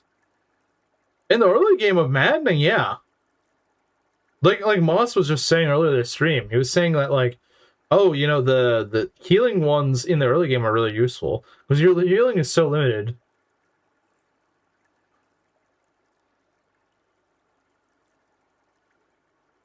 Now, yeah, I will say the healing gambits do fall off later on. Like, Resonant White Magic, once you're like halfway through the game, isn't that useful.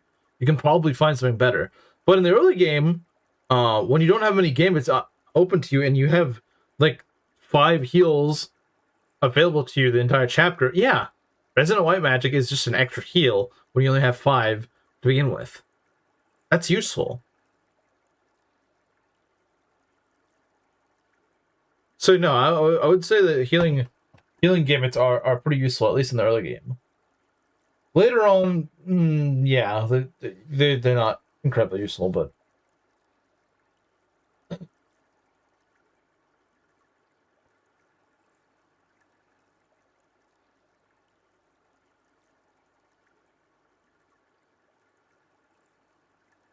any case, I think I'll probably end stream off here. So I'll see you guys later. Like I said, I might take it may be a few days before I go start my new Shadow Dragon Hard 5 Ironman. So has extended the stream by nearly 2 hours, yeah. It has. Anyway, I'll see you guys later.